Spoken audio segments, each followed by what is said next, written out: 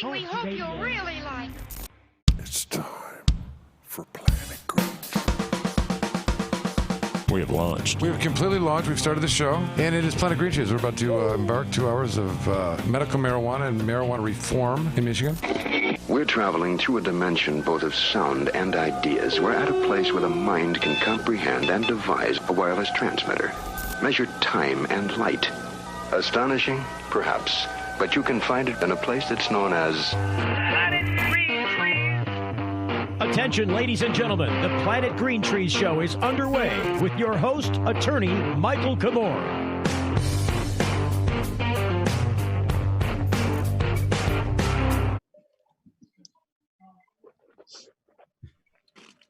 All righty. I think We have launched. We've started the show. Welcome, everybody. Planet Green Trees, officially episode 460. And we're doing it live. Doing it live. We're going to do it live. And I'm Michael Komorn, and we're about to embark on a couple hours here of cannabis talk and community engagement. And let me start off by saying thank you for all those that are watching on Facebook. Please feel free to send a comment, ask a question. We'll try to get to it, answer, and be interactive with you. It's one of the things we're trying to do overall in terms of putting on the show today. And we want to hear from all of you. I'm excited with our show outline here. We put a lot of time into it. But as I like to do, let me go around the room and introduce all of the critical thinkers that are going to be joining us tonight. We can start with the guy in the bunker over there, Tommy Two-Tone, and Justin, who has converted us over into the Zoom broadcasting. Welcome, guys, and thanks for helping us. Okay. No microphone on those. And then we have, moving around the room, we've got our good friend standing next to them. Not really, but clearly next to him. Jim Powers, founder of Michigan Parents for Compassion. Jim, thanks for being here tonight. Gimme the pepper. Thank you, Michael. Thank you, Steve. Good evening, everybody. It's good to be here. Looking forward to an action-packed show this evening. And of course, as always, fuck Bill Schuette. Fuck Bill Schuette. By the way, how's our technology? Does it seem to be working over there? Does everyone hear everything okay? It's seamless. Yeah, I think it's better. Okay, all right. It's way better. We like And Way better. it does not interfere. It's not interfering with our Facebook live broadcast. No, it's Yeah, enhancing it. Enhancing it. Okay, It's good. an enhancement. It's a vast improvement. Jim, I was going to say your lighting is much better, and it even appears as if you are in a garage or something. No, I am actually in the past. I'm in Lansing I see. at the rally yesterday, and we, the POP. That's right, folks. We the POP. So remember that. A little bit about that later. That's going to be one of our topics tonight, I think, and we'll be talking about the protest and the significance and impact that it may have had. But as we really need to, I think, especially for tonight, our next participant is someone that's very, very important to the show and is obviously a big Prince fan. Don't say anything mean about Prince or the Rolling Stones for that matter. But That's right. We're glad to have her on the show tonight. She's the one and only Deborah Young. Deborah Young. Go ahead. Finish saying nice things about me. I was going to say no relationship to Dennis D. Young of Styx, but this is Deborah Young. No, because I don't like Styx. Styx is on the same level as me, as Michael, Paul McCartney and shit, ahead, as far buddy. as I'm concerned. Quit while you're But ahead, buddy. I am related to Longer David than you Young, want. so I'm giving him a shout out to David Young, who is now on Facebook, and he's able to watch us on Facebook Live. He's in the bedroom sequestered, watching us right now. I saw him working hard today. Working With the dogs. diligently, keeping the Detroit youth up on all their educational skills and, all the basketball stuff and all the phys ed things that Dave is so good at. I give Dave a big shout out. I am friends with him on Facebook, and obviously Am I not friends with him on Facebook? he's Because keeping- you did not request him to be a friend. He's not savvy enough yet to request you, so you're going I to have to see. request All right. him. I'll reach out. He hasn't figured it out yet. It's only been a couple days. And moving around the Deborah, thank you very much. And big I'm shout glad out to be here. Dave. Okay, great sweatshirt, by the way. Awesomeness. And it looks great with Prince looking over your shoulder. You're actually part of Prince's eye. It's really cool. I know. I know. And I can be like this one. all right. She's just showing her affiliation with the Illuminati by covering up one eye. Well, I'm showing you both Oh. now. I have to lean. Isn't that right, Jim? That's an interesting theory that could be accurate, I would say. That's right. Show you my brown eye. Which organization does that affiliate me with? Stop immediately, Rick. I could say Now. something, but I'm not going to. No. No. Promise. No, I won't do it. And as we're moving around the room, I don't want to make any kind of subjective comments at all, but I do think that Amanda's backdrop is very, very cool. And I'm a big fan of the planet green trees. So I like the fact that she's representing out there in space land. Yeah, from the And, elevation station. I don't want to take away from Deborah's brilliant Prince background. Please don't misunderstand. No. And an Yeah. awesome sweatshirt. But I am a fan of space, and that's a cool picture as well. And Amanda's here. Thank you for being here today. Yeah, it's good to see everybody. Looking forward to the show. And of course, Amanda's going to keep us on track and make sure that we don't delve off into too deep of any legal discussions. And she will keep us on path and keep us away from any Fourth Amendment discussions or conversations like that. Unless we're gonna do a role play, and in which case that would be super fun. That's how we should do that, really. We should really. Yeah. focus on it. All right. That would be fun. As we move around the room, we've got our superstar Komorn Law. He is a retired police officer, but you would never think that, except for his haircut a little bit maybe tonight. He is self-cutting his hair as well as self-quarantining. I am as well. Can't tell. I've been doing some You cut your own hair? I did. I'm admitting that in public. Me and Wow. Steve, I'm going to put my Someone glasses on motivated and you, look though. at it a little closer now. if someone needs a haircut, I can tell you how to do it over. I desperately need one, No. but I don't feel like the risk versus benefit is in a good shape there. Steve did all right. Michael, you did all right too. That's not too bad. You know, it's weird. I got a lot of gray hairs I'm working around. But anyway, Steve Miller is here and he looks fantastic. Thanks for being here. Steve announced today that he's been bowling every day with his kids at home and beating them regularly. Welcome for being here. Welcome. Yes, thank you. A championship Wii bowler currently in the house. So, What's your average? Any turkeys? yeah, I got a few turkeys. I believe my average is like 189 right now.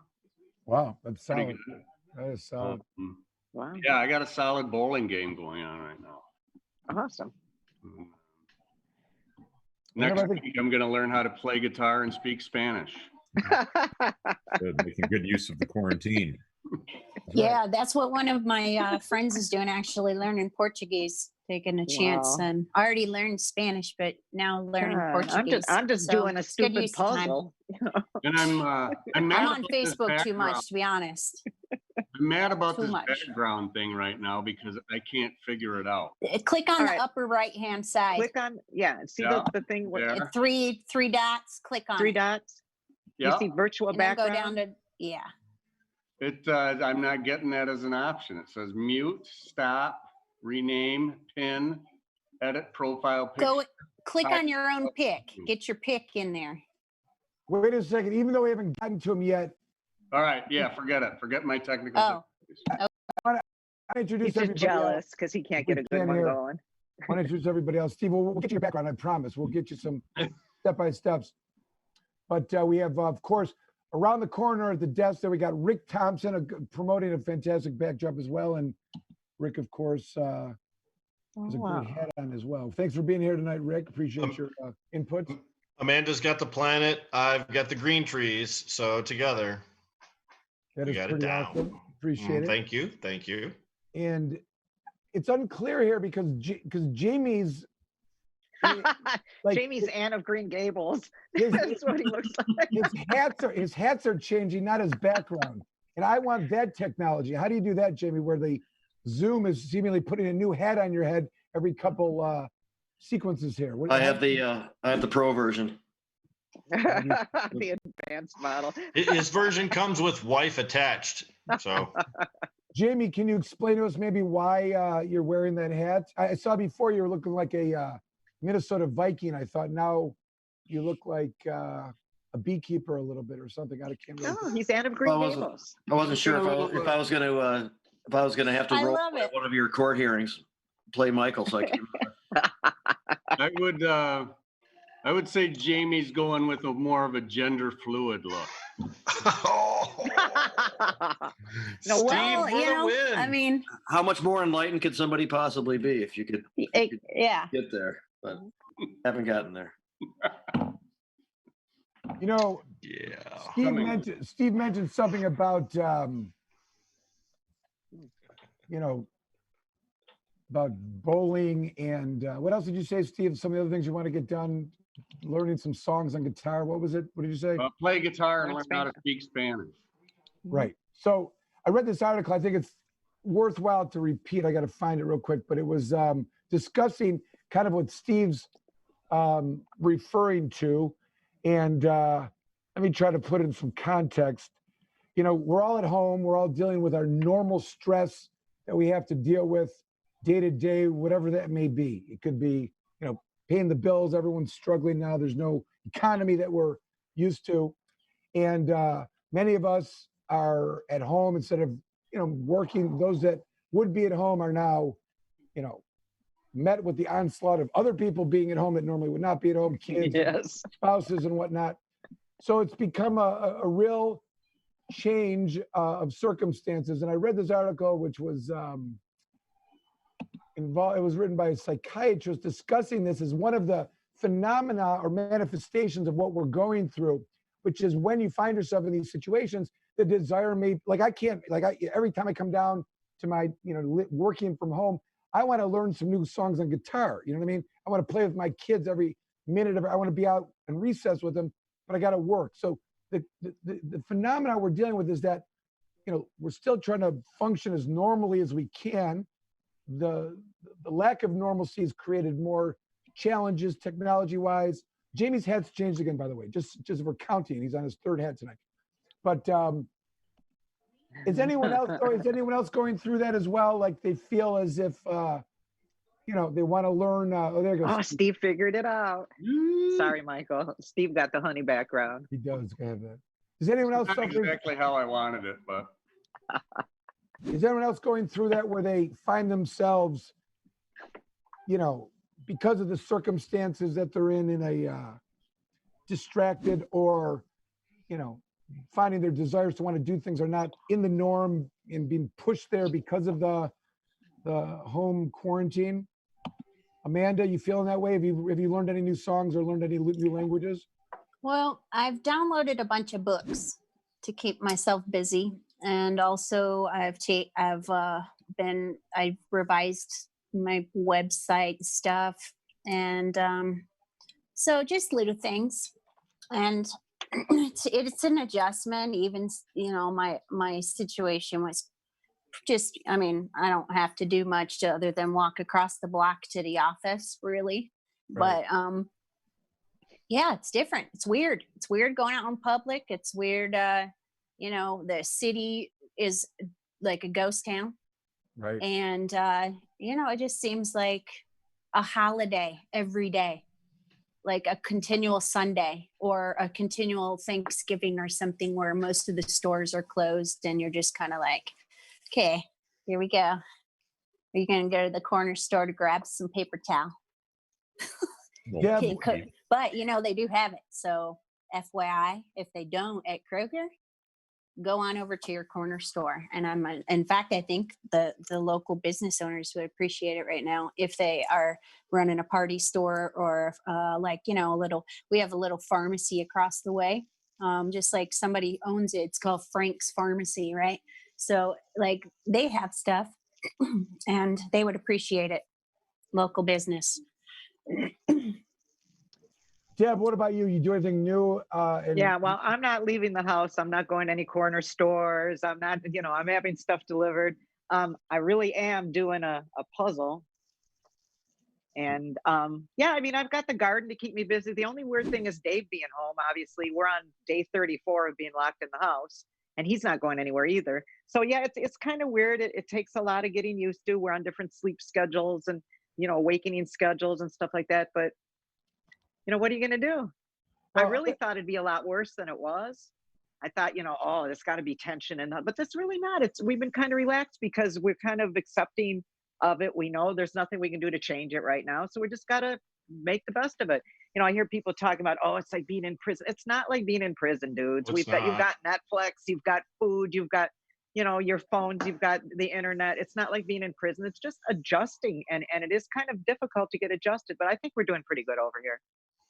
but you're not so bored that you're doing things that you would not normally. Like I there's have a library in my house. It's probably got 1,000 books in it. I have got my garden downstairs. I'm not joking. I'm working on this huge, like, ocean animals puzzles. I've been working on it for like 3 weeks. It's really hard. So no, I'm keeping busy. I really am.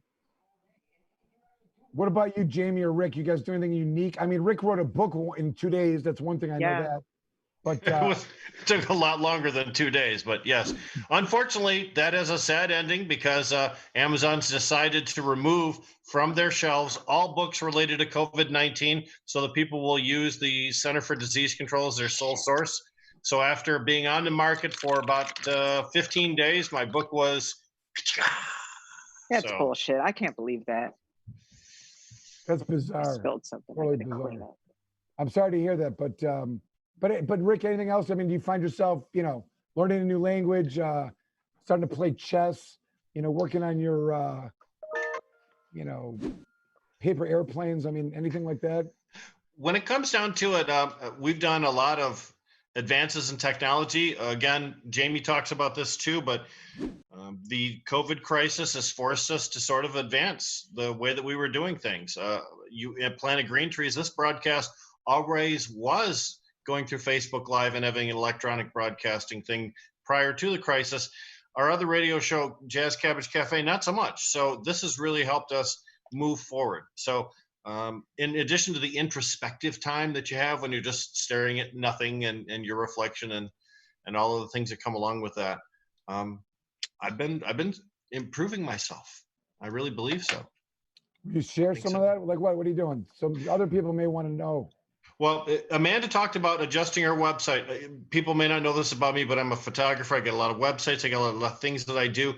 So I've done a good job of revisiting some of my sites and making sure that everything's current, that it's fresh.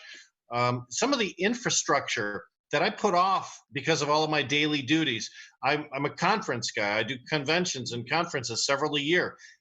Not this year. We're not doing conferences and conventions. So with this extra time, I've been able to go back and make sure that all of the projects that I started are still in workable condition, even if they're not all done. Right. So time well spent. I hear you. Who else? Anyone else have anything to contribute? Jamie, what songs have you learned on guitar? What are you playing these days? I have been playing guitar a little bit more with the time. What songs? Yeah, I've been continuing to work on trucking a little bit.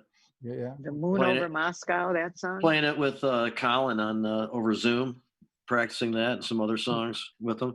But I've actually continued to work and then incorporate Zoom into the mix a lot more and get a lot of stuff done from here. I'm happily with the botanical company, and we're getting ready to open a couple stores, still moving forward with it in Kalkaska and Lansing. And I've conducted about 6 or 7 interviews over Zoom so far, getting ready to staff those places. That hat and those glasses, you look like Elton John, brother. Everybody wants to work with us when I show up like this on those things. Okay, good stuff. I Good think he stuff. looks like Audrey Hepburn. Didn't she wear like a little fur thing up like that? Yeah. Who else? Jim, what do you got? Steve, what do you guys got? My life hasn't changed that much. I'm a critical infrastructure worker. I have to go in. A lot of what I do in my day job is supportive of the healthcare industry, and got to make sure that I'm there every day showing up. So other than that, I can tell you that I took some time off last week for Easter. So I was here home with my wife and kids for 5 days, and I was just grateful to make it out alive, quite frankly. I see. You're escaping, is what you're saying. No, that's not what I'm saying at all. Yeah, right. Okay. Steve, we heard from Steve. Anyone else want to contribute? All right. So I think we covered all that. So we got a bunch of good topics to tease here tonight. We've got topic one. Thousands converged to protest Michigan governor's stay-at-home order in what has been now deemed Operation Gridlock. We'll come back to that. Drop shipping business misleads Michigan consumers about face masks during the COVID-19 crisis. Michigan cuts a big part of the supply chain for recreational marijuana markets. Can cannabis save Florida's waterways? And Cellphone tracking could help stem the spread of coronavirus's privacy. The price.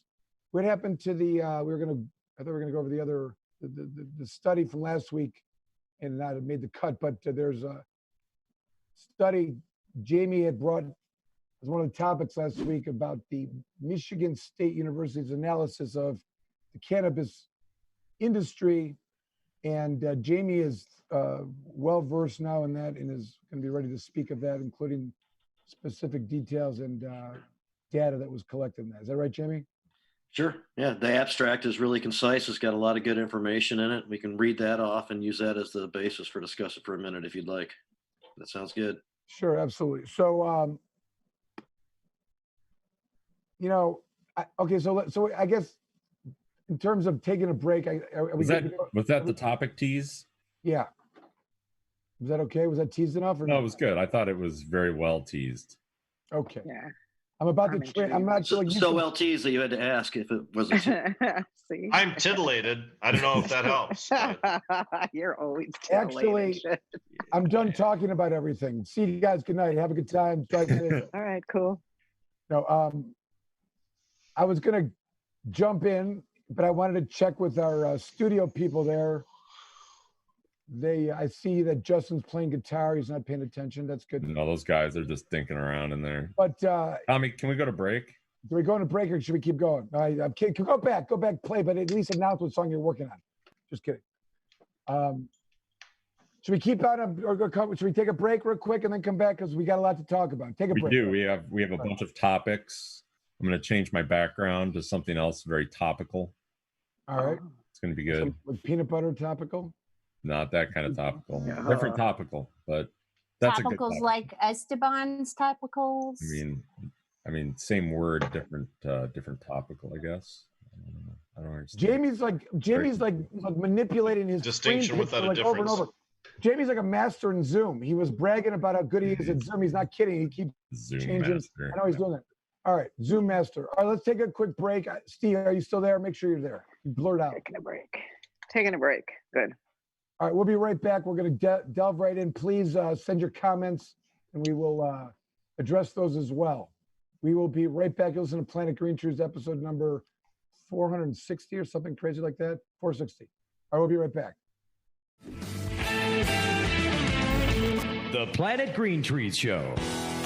Join the Michigan Medical Marijuana Association today, michiganmedicalmarijuana.org.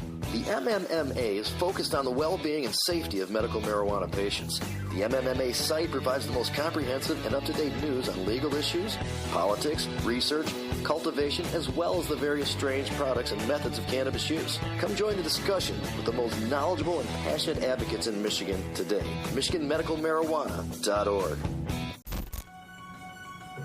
Whoops! Did state lawmakers accidentally legalize marijuana in Ohio? Some top law enforcement officers say yes. Columbus City Attorney says the decision is based on complications after the state legalized hemp. On July 30th, Ohio Governor Mike DeWine signed Senate Bill 57 into law. It legalizes hemp in Ohio and changes the definition of marijuana to exclude hemp based on the amount of THC.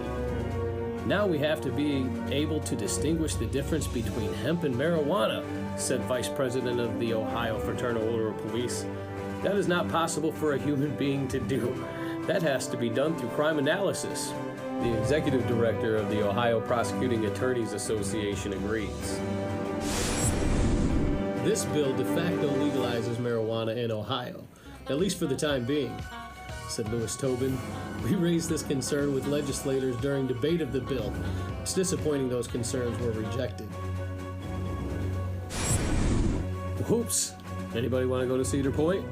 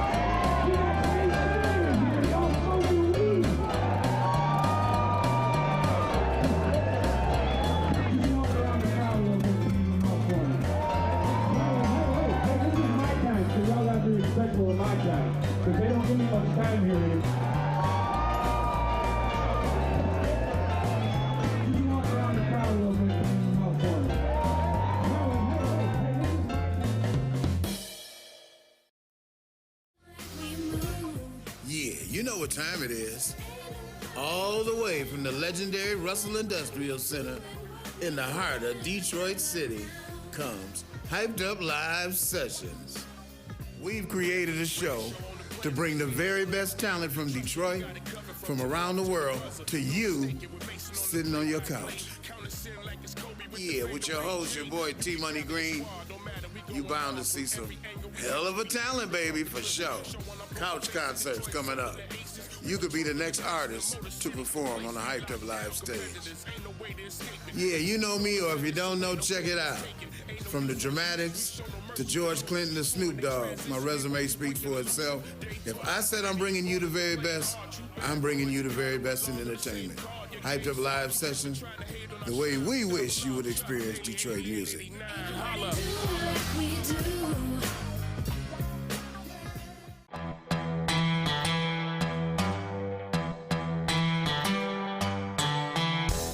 An important and historical farm crop in American agriculture is returned after having been classified as a controlled substance and illegal.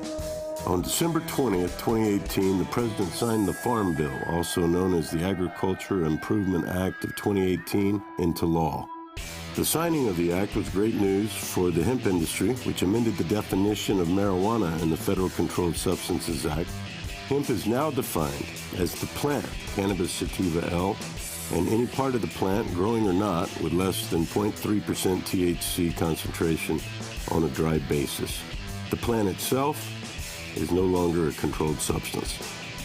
Hemp is one of the most versatile plants on earth. From clothing, fiber, paper, building materials, hempcrete, biofuels, CBD, and medical uses, it has been a part of America's industry for over 200 years. Even the United States Constitution was drafted on hemp paper. The time is now. If you're thinking of getting in the farming or processing of hemp, contact our global experts, legal, and consultation teams to make sure that you're on the right road when you venture into the new hemp industrial revolution. Michigan Hemp Industries has been a leader and advocate for the return of the hemp industry, so come be a part of the new revolution in agriculture in Michigan.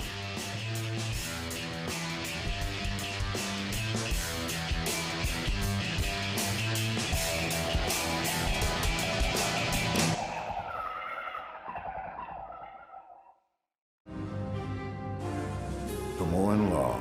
Michael Komorn is one of the top attorneys in Michigan that has experience and dedication in criminal defense law. Komorn Law can take your case from arrest all the way from trial, appeals, and even to the Supreme Court. The team at Komorn Law has the compassion and the experience you can look to for help in your time of need. Komorn Law has over 25 years experience in criminal defense. We have accomplished numerous legislative changes through community involvement and lobbying. Our award-winning law firm has a reputation like no other for keeping overreaching government accountable and in check. We have built Komorn Law for people who need lawyers to stand up to the system, fight back and win. Once we become your lawyer, you become a part of our family. Don't settle for less, just ask our clients. Komorn Law, the best damn criminal defense lawyers, period.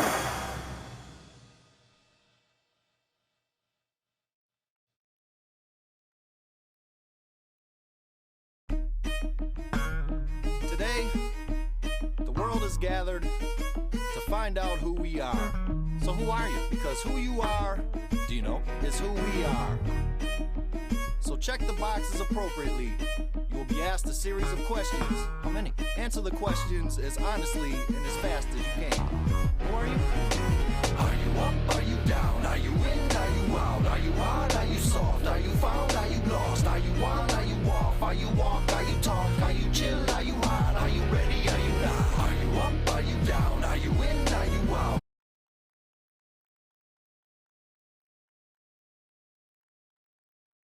Bill Schuette led the charge against medical marijuana, and even after the will of the voters was decided and the support was enormous, he still continued to fight against the will of the voters, keeping patients from the medicine that they need.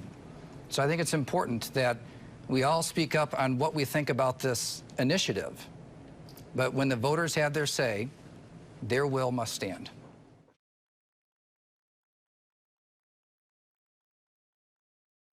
Here's Michael Komorn with more Planet Green Trees.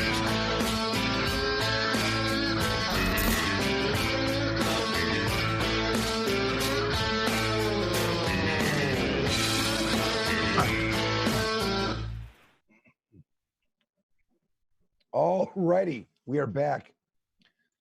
Thanks for staying with us. Planet Green Trees, episode 460. We're calling it, it all depends upon how dense the population is. What an appropriate title. My good friend Jeff Frazier sent me this meme, which was the way to cure, the factor that determines the cure of COVID-19 is it all depends about how, two things. Number one, it all depends on how dense the population is. And number two, it all depends on how dense the population is. Play on words in the dense. Density in terms of being together and how crowded they are, and also dense in the sense that their brain capacity has density and does not thrive like normal brain capacity, which brings us to the next topic of the Operation Gridlock. And I want to not seem to be taking an opinion right now.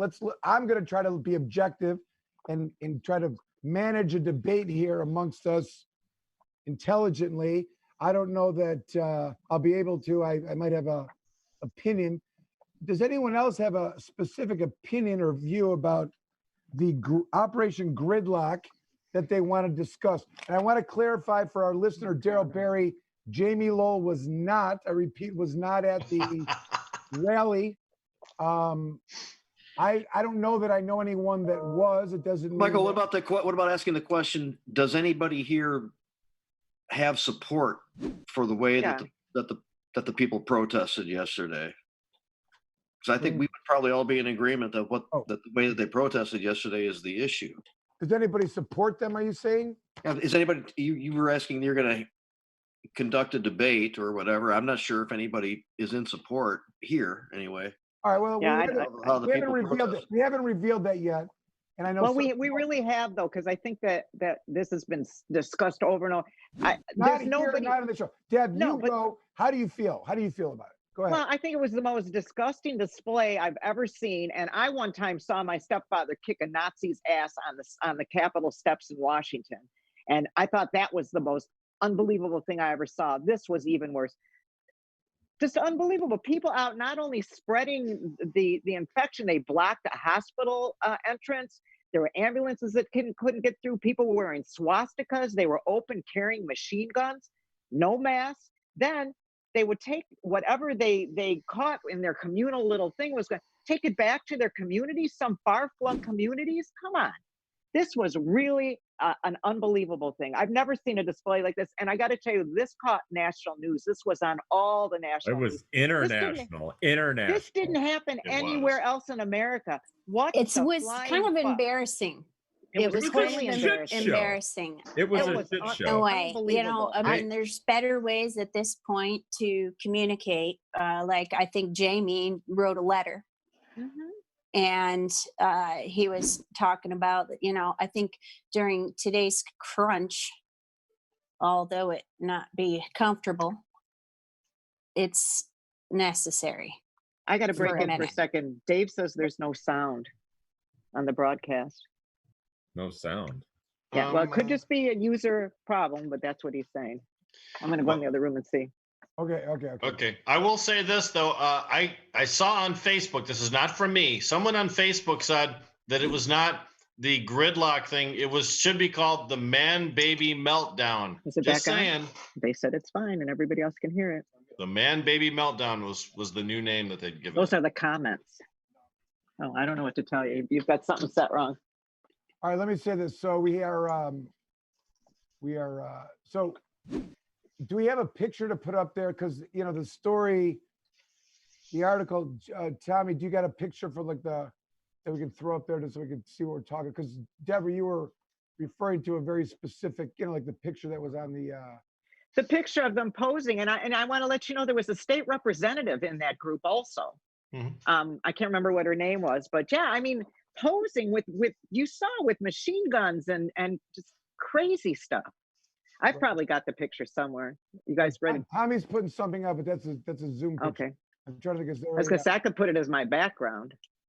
Well, yeah, but let's, if we can, let's get, because I think it's important. I want to, because it's a picture that's got 1,000 words attached to it. I mean different things to everybody, but if we, I'm talking about, there was a couple of photographs taken of some of the, you know, like militia. They look like militia. They got guns. They got kind of war material. I want to, and of course the roads being. There you go. There you go. Okay, so Jim's got it up behind him. We can show Jim now. It's changed. Jim, can you? There you go. Well, you're not on the Facebook yet with it. No, I'm here. I'm in between. I'm keeping the peace. No, I got it. These guys are beefing, I think. I don't know if Tommy. I don't think so. Tommy, is it up or what? It's I see. All right. But Jim's all right. So here's the thing. So the situation I'm describing, there's a photograph taken out of the Detroit News, Free Press, whatever, and it is a number of people that are dressed not in a uniform that was assigned to them, but their makeshift gear, maybe like some black jeans, which is part of the, you know, makeshift military gear, and you know, shirts and whatever, jackets and guns hanging in open carry, and I can see the pictures in Jim's. Now it's on Jim's photograph on Facebook there. But masks, camouflage, and I get and appreciate the right to Second Amendment right and the right to open carry. I understand that. But the question is, what is the thought that goes through people's head when they see that group of people on the Lansing Capitol steps? I mean, I didn't have a feeling of ease that, oh, good, those guys got it all under control and they're in charge and, you know, they're Got protecting it all under us. control. I didn't feel that. I was alarmed a little bit. I wasn't sure if they were posing as if they were going to take over, you know, that they were threatening to take over, or it was just a protest. But the imagery was quite profound, I thought. The guns, there's the, okay. Now, the other thing is that, and Deborah referenced it, is, and I think there was some people pointed out that OK symbol was being flashed by some of the folks. The white supremacist symbols, yep, in some of the pictures. There was a flag. I saw one, I think it's like a green and white flag that they claim is from some kind of white separatist group, you know, some racist group. They were waving right along with their Confederate flags and their Trump 2020 flags. It was really a shit show. Where did all these people come from? For purposes of, there may be multiple people and different reasons why they were protesting. There may be people that are just pissed off. They may not be nationalists. They may not be Nazis. I mean, but the fact that those groups, if they were there, are drawn to these kind of protests is an interesting dynamic. But all right, so why were they protesting? They are upset because of the most recent updated executive order by our governor, which limited more behavior, limited some of the behavior that had previously been allowed, shutting down certain more specific businesses such as lawn care and limitations on some indoor gardening stores that were over a certain size. But the question is, why are people so upset? Rick, why are people so upset? Well, I think everyone has their own interpretation of what the Constitution says. And none of us are constitutional scholars, but we all have a basic understanding of what it says. We read it, we believe we have certain rights. We believe we have the right to assemble, we have the right to free access to our nation, we have the right to open carry our firearms. And when people believe that the government is overtaking their rights, they want to act in a way that lets the government know what's going on. We all are aware of this because we all participated in this when we knew the government was overstating our rights, taking away our rights for marijuana. But the situation, though, is that they're also fueled by an administration in Washington that tells them it's okay to say whatever the hell comes into their mind, whatever wants to flow out of their mouth. They don't have to respect women anymore because Trump doesn't. They don't have to respect immigrants because Trump doesn't. They don't have to respect minorities because Trump doesn't. So we get what we saw today, which is a group that was probably well-intended and well planned initially, but whose part of the group just spun off to do things that were socially reprehensible. The problem is when you tolerate such behavior at a local, a state, or a federal level, you encourage it. And since I didn't see cops down there saying, hey, you with the Nazi flag, get the hell out of the state capitol lawn, no way, right? Which is, by the way, what they would do if you tried to erect a nativity scene on the lawn, by the way. I don't know. I've seen Nazis before. Like I said, we took a trip to DC when I was a kid, and my stepfather kicked some dude's ass in a full Nazi, outfit, handing out pamphlets. They allow that. That's freedom of speech. Nazis can walk around and do shit like that, Rick. As repugnant as it is, they can actually do that. Most people would not have the balls to do it, though. They just do it behind a screen. Now, like Rick is saying, because of Trump, anything goes. Nazis, they're normal. They can walk around and do whatever the fuck they want. Nobody blinks. Well, the rights to listen, the concept is that the rights that we all have apply to the most vile, just like people. Your rights are their rights.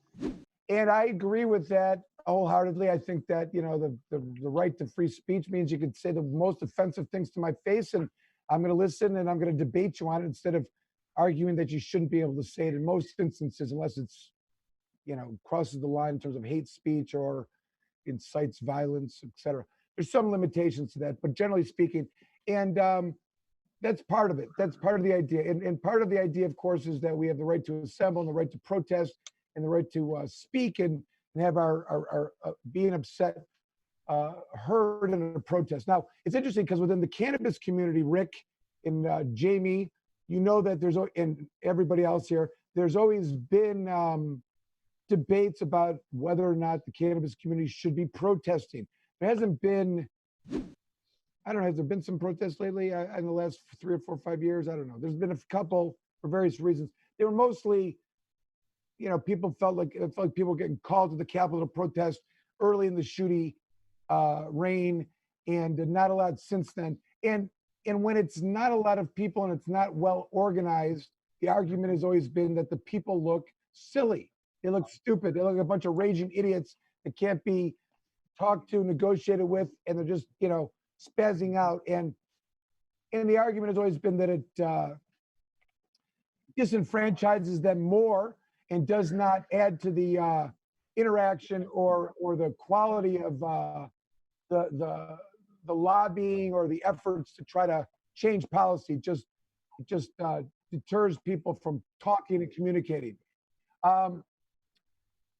And that is a thing I think that is a reality. I don't know that these folks wanted to talk to anyone. I don't think they were trying to get anything done. I think it was a flat out protest of disdain. And I get that people are upset and being forced to stay home. But,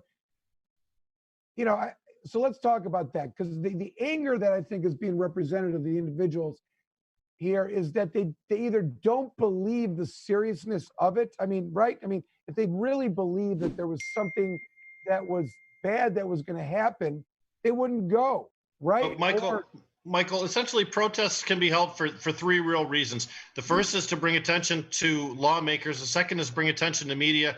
And the third is to congregate our people together for purposes of organization, like we did when we launched the Am I Legalized campaign. But this was clearly one that was done for the attention of media and bring people together. And on those 2 respects, I think they kind of aced it, right? They had thousands of people showing up. They had tons of media coverage. And you're right. People do have a right to assemble, and we've always respected that. But don't they censor the Confederate flag down south? Isn't there places where you're not allowed to display the Confederate flag? No, I think you can display it. I think you can I'm sorry, Rick, but I think you can display it. I think what they can't do is it can't be publicly, like it can't be promoted as a public display. Like if you want to put it on your car, you're cool. On a government building or something like that, they wouldn't be able to. Yeah. Okay, so I dig that. And again, the Nazi flag itself, to me, it's abhorrent. I can't conscience it, but from the purpose of a First Amendment right, like Michael said, Michael, you hit it on the head. You have to sometimes stand there and take someone's First Amendment speech. There is a level to which you can encroach on First Amendment and then no longer be protected in your actions, but I'm not really sure we saw any of that there. Did you? What was interesting is in Gretchen Whitmer's comments and some of her press conferences, she said, I'm not going to, you want to protest me? Protest me. It's your right. Go ahead and do it. It may not be, it certainly is not conforming with the executive order of stay home, stay quarantined and whatnot, which. Well, but because she knew she wasn't going to win that battle. Right, of course. And she, right, legally speaking, the right to assemble, I mean, you couldn't criminalize the right to assemble ever. But the whole point of that right is that it's a principle that is unequivocal that the government cannot encroach into that area ever. Like that's the idea. But even if it endangers people's lives, it doesn't matter. I mean, I think it does matter, and we're under emergency rules because of it. You can't compare the situation to anything else. This has never happened before. I agree. And this is an easily spread virus. It's not a protest against an idea or a political disagreement or something like that. And there's no issue with people protesting, and there's no issue with people not liking what the governor has to say. And I don't care about the Confederate flags or the guns, or I don't support any of that shit, but none of that stuff is the issue. The issue is choosing to protest in this way under these circumstances. That's It's unjustifiable. unacceptable. Yeah, I agree. It's unacceptable. It's criminal, in my opinion. Let's talk we about won't know really what's But going to from happen. a legal perspective, Gretchen has a bunch of other fights she has to fight. Right. And that was my point. Listen, I wanted to just discuss the legality of it for a second. I'm sorry, it's brief, there's no other lawyers. I'm just saying the right to be able to do these things, the principles here, I don't think are in question. Now, that's objective. We can talk subjectively about what we think about in terms of levels of stupidity, density, etc., of doing that. But I want to make a point. If they can prevent that, then we're under martial law, right? I mean, if they can prevent people protesting, then we have completely.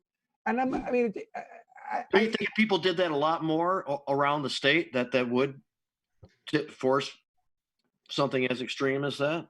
Well, I mean, I can give you a good example like this, and it's not the same, but this last weekend, my neighborhood was hopping. I mean, there were so many people visiting family for Easter, and I went outside. There's cars lined up and down the street. I'm like, what in the hell is going on? Wow. And now we're seeing an increase in the total number of daily new cases, which is expected because people were congregating. That's what I'm saying. That's what's going to happen with this whole thing. And we're not going to know it for a bit. And they're scattered. They would have taken these up to communities that so far have been untouched. It's a balancing act. And I'll give you a great example. And it's something I've been talking about all day. And it's a method I agree with, but the violation of our constitutional rights is something I really have a hard time embracing, which is test and trace. I truly believe that a comprehensive test and trace program is the only way that this country, this state, will be able to reopen the economy in any timely fashion. But in order to do test and trace, we got to open up the cell phone location data. And people are going to freak out when we start talking about the government being able to access our cell phone location data. And I don't know. I mean, I again, does the end justify the means? I have no idea, but I know that there's only a number of paths out. One is a vaccine, and the other is test and trace. Yeah, but even with the test and trace, there's no absolute scientific evidence right now that you gain immunity if you've caught it. No. You just flatten the curve. It's just more control. Right. And I mean, that's in all South it would be Korea, was for control until we know it. And like you say, the only other thing we're waiting for is a vaccine or a treatment. And if you look at South Korea, where they have a very comprehensive program and are very good at this, you can see that they had a peak. And ever since then, there's been a sustained infection rate, but it's been really, really low. They're really serious about this shit. And you get tested, you come up hot for COVID-19, and they can take your number and then track it and compare it against all the other cell phone location data and determine exactly who you came in contact with over the course of the last 2 weeks. And then they can notify those people. Wow. I heard something about a drone flying over to detect folks' temperatures. Hold on, let me talk about it. First of all, things are getting weird. Lawyer Alyssa McCormick agrees with me, but on the issue of gathering, but the order, remember the order limited the number of people that could gather, like it was under 50 or under 10 that could gather. So that's an interesting dynamic in terms of the legality of the right to. Well, no, the existing executive order bans gatherings of any size. Two, even more than one. Okay. Unless it's an immediate family member that you're quarantined with. So the point is that if they were going to criminalize that behavior, then we'd be in martial law, and our constitutional rights to do that would be suspended. We're not there yet, okay? But as it goes in emergencies, pandemics, or after, for example, 9/11, our civil liberties are clearly in the name of, security to the country, in the name of health and safety. The government can and will act to try to under the theory of protecting us. Now, we unequivocally, after 9/11, we lost a tremendous amount of our Fourth Amendment rights. They became all kinds of federal funding for Border Patrol, all kinds of additional police task force that were, tracking, creating networks that were following cell phones. There's all this stingray technology and beyond. People, I mean, it probably goes much deeper than just that. What Jim's talking about, and a friend of mine from New York, used to live in Michigan, commented he did not have nice things to say about the national perception of the Michiganders protesting.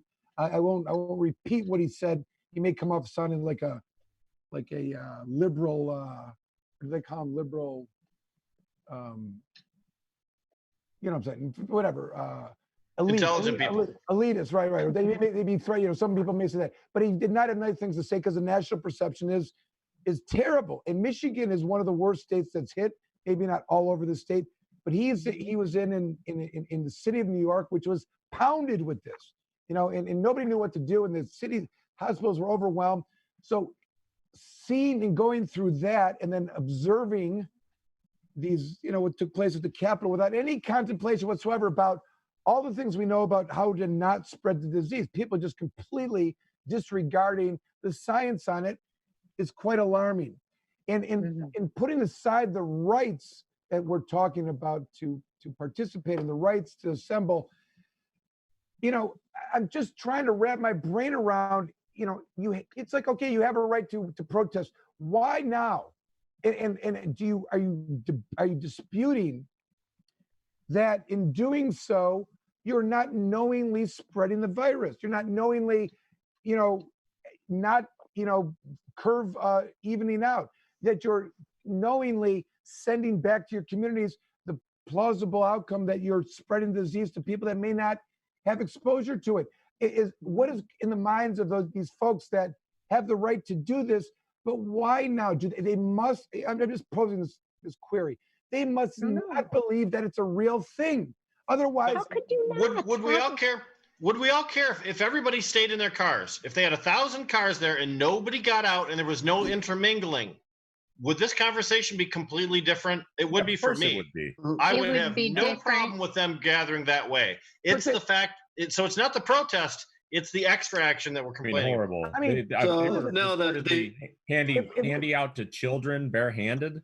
I mean, come on, you guys. Showing up there in cars is bad enough. That is unacceptable enough on its own level. I mean, people had to unnecessarily leave their house and stop at gas stations and maybe. Exactly. Let me say it this way: we're not all following. We're not in my office like we normally be doing the show, because the governor told us not to do it. It's because we believe that if we do, we're exposing ourselves and potentially, extending the exposure of the virus. Whether or not they believe it does not make it any less true. I mean, this is a demonstrable, real thing that's going on.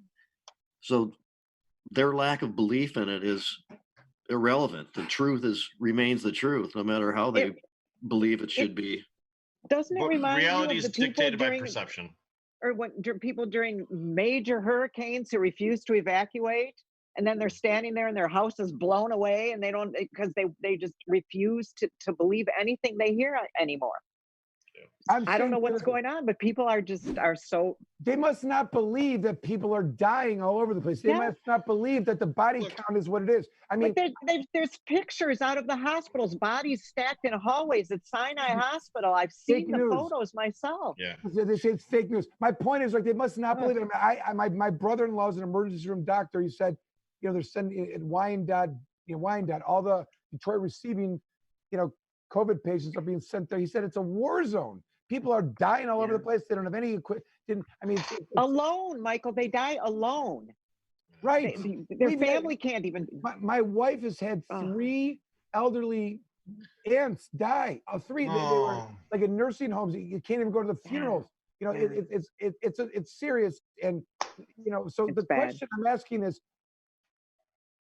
I see that these folks have the right to protest, but to do so under these circumstances must be there's a masochistic element to it, that they are knowingly hurting Am I misinterpreting Well, that? because I think we're misreading the motive of many of the protesters. Well, that's what I'm saying. What is the motive then? Well, I mean, if we look at the behavior in the demonstration, it clearly was a crowd that was not so pleased with our choice for governor, and specifically, it appeared because she's a Democrat.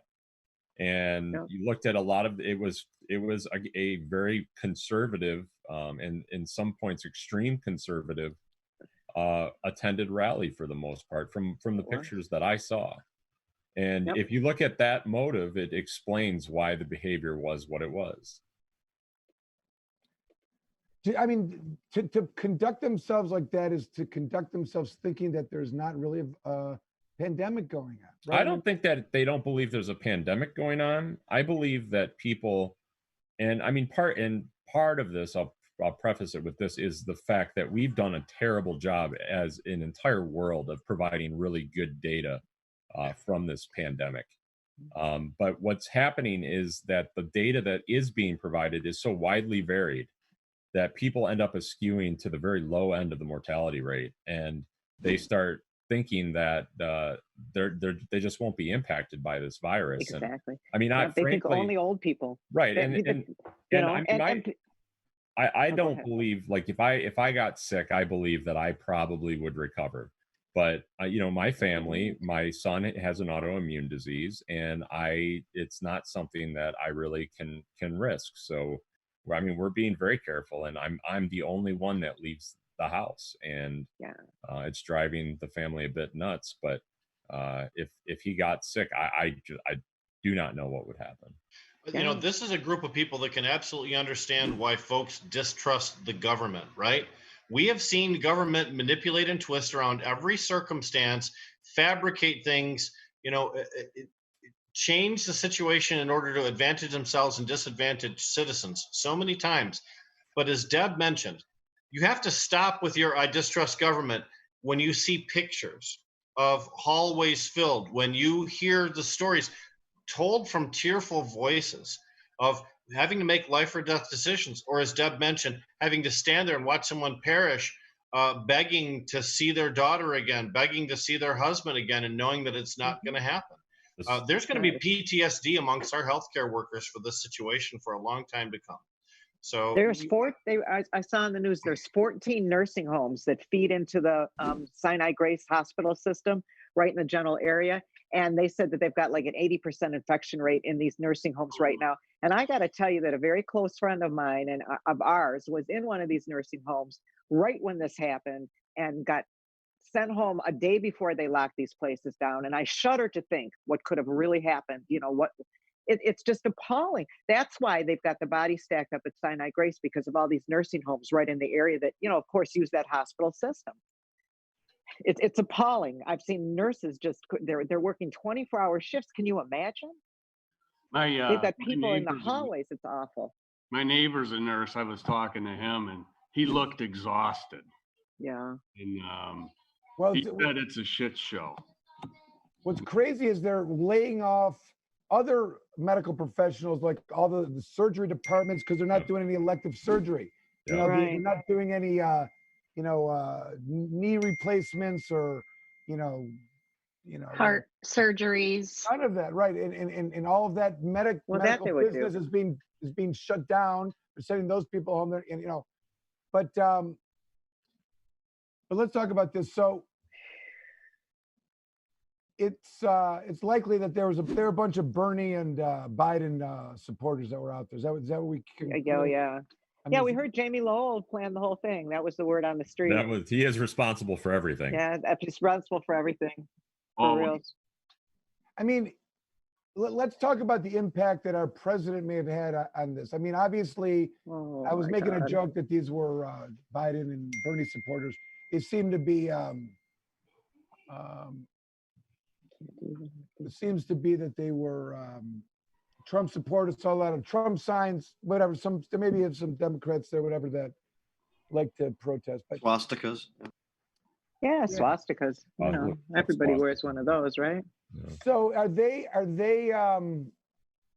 do they think the order's gone too far That's one of the things, right? They think there's some, I mean, it could literally be about cutting your lawn, boating, and golf. Am I right? Like, are they not? It's ridiculous. Those people did not look like golfers to me. I don't know. They don't look like anybody you've ever golfed with, Michael. Well, it doesn't matter. You wait, a little while longer under the circumstances to do those things. It's still too Simple early as that. anyway. It's You to can't. keep activity nobody's down, to planting. keep people from interacting more, so it doesn't Right. spread as Wait a fast. second. No, nobody needs to plant a garden. And I got news for you, Michael. If you want your lawn cut, get out your lawnmower and cut your lawn. You can do that. You just can't have a service come in. You I can't got it. endanger somebody else.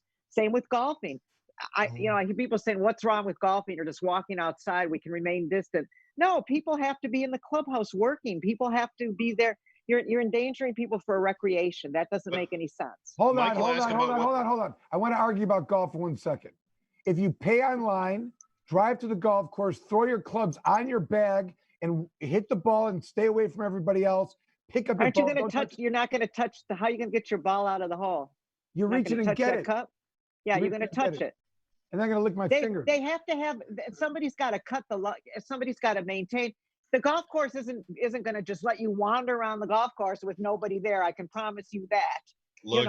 Look, what Michael really said, though, at the beginning of this was what the president's role was in this whole thing. And I'll tell you what I think the president's role was. The president has disrespected our governor and her right to rule the people of the state of Michigan. And he won't even refer to her by name. He calls her that woman from Michigan. So when we see people who follow or even idolize the president himself, when he disrespects someone, they follow suit. They disrespect as well. So I think this was exacerbated by his actions all the way. Especially, he was putting doubt in people's mind about the legitimacy of some of the isolation protocols that have been elected, and his false promises all the way along the way. Remember when he said, it's not coming to the U.S., we're very prepared. And then he said, it's only 7 people, we'll have it down to 1. And then he says, we got plenty of equipment, we don't need any more equipment. And then all of a sudden, everything died. So he was gloating. Today's speech He sounded was gloating like about this it's protest done today. and we're I moving saw on. the national thing. He gloated. He talked about it. He said, yeah, they were protesting in Michigan. They love me there. We like wrote a commercial for him. Watch some of that tapey in his commercials. All Some right, of that here you video. go. You watch. A friend of mine is commenting on this, and I think he makes a couple good points, which is the information flow that is coming to us is a little bit confusing, right? There's some things that just don't make any sense. Let me lay it out the way he was. I'm not saying that I'm agreeing, but he makes some good points here, which are, the rules are, here are the tips. Don't leave the house unless you have to, and then you can go. Masks are useless, but maybe they're not. Maybe you should wear one. Maybe we'll make it mandatory. Maybe we won't let you in a tornado shelter without one. Maybe we'll drag you off a bus. Don't worry, we have plenty that are sitting in the warehouse waiting on FDA approval. Here's a good one. We need all healthcare workers except the ones we don't, and we'll furlough those.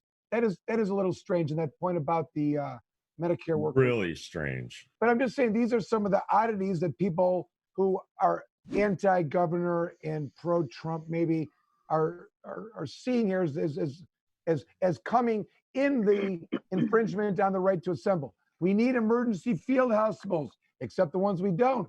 Send us a boat, please. It looks pretty in the harbor. Stores are closed except those that aren't.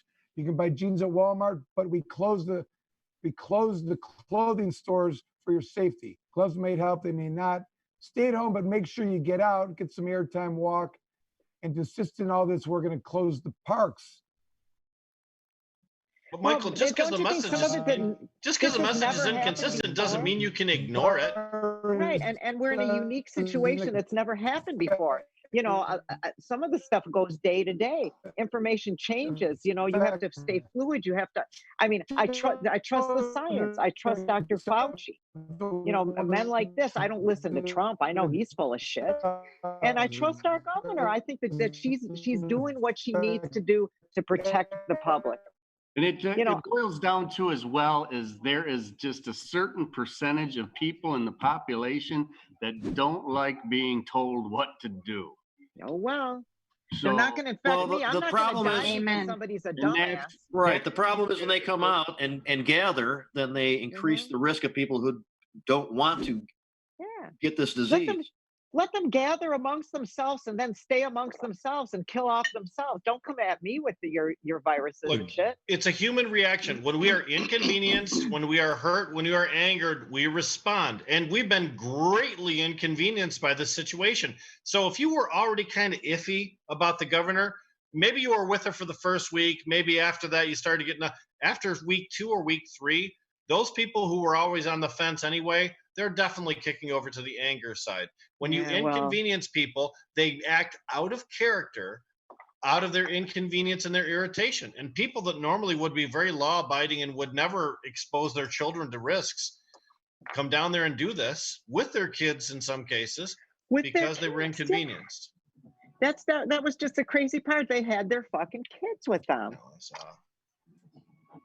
Unbelievable. And I'm cool with the guns. I grew up with guns. I got no problem with guns. We have an open carry thing. If you're allowed to carry an AR-15, you're allowed to carry an AR-15. Fucking A. Anywhere you want, you can gather with 20 people with AR-15s, no big deal. That's not really what that was supposed to be about, though. The guns were out of place because that was not the theme. It's a minority extreme group trying to take advantage of a gathering of conservatives, and then they get all the attention, and then the well-intended, perhaps well-behaved organizers who sat in their cars for 2 hours, they get nothing. Even sitting in your cars, if you made the kind of gridlock that they made, and they planned to make that kind of gridlock, you knew that you were blocking entrances to hospitals. You knew that. You knew that if you blocked up, because it was like a cross, if you blocked up that entire area there, that an ambulance couldn't get through. It's obvious. Well, how were they going to get through there? Deb, I read the MLive article, though. The MLive article said that they interviewed the Sparrow Hospital, and they said there was no inconvenience to ambulance or fire traffic. Yep. So even though it seemed like that, the MLive article quoted hospital officials as saying they were not impeded. So I'll take that. Everybody had to. I was talking to somebody. I was talking to somebody in Lansing who said that that was an issue there, but whatever. I've got a photo I can. So put up the other thing is that trying to squeeze into the traffic. Some people saw that. Whether or not the hospital said it was an issue, I guess, is a different story. But the other thing that gets twisted here is some people are trying to claim that the reality that actions like this could end up prolonging the need for the stay-at-home scenario because of the further spreading of the disease and stuff like that.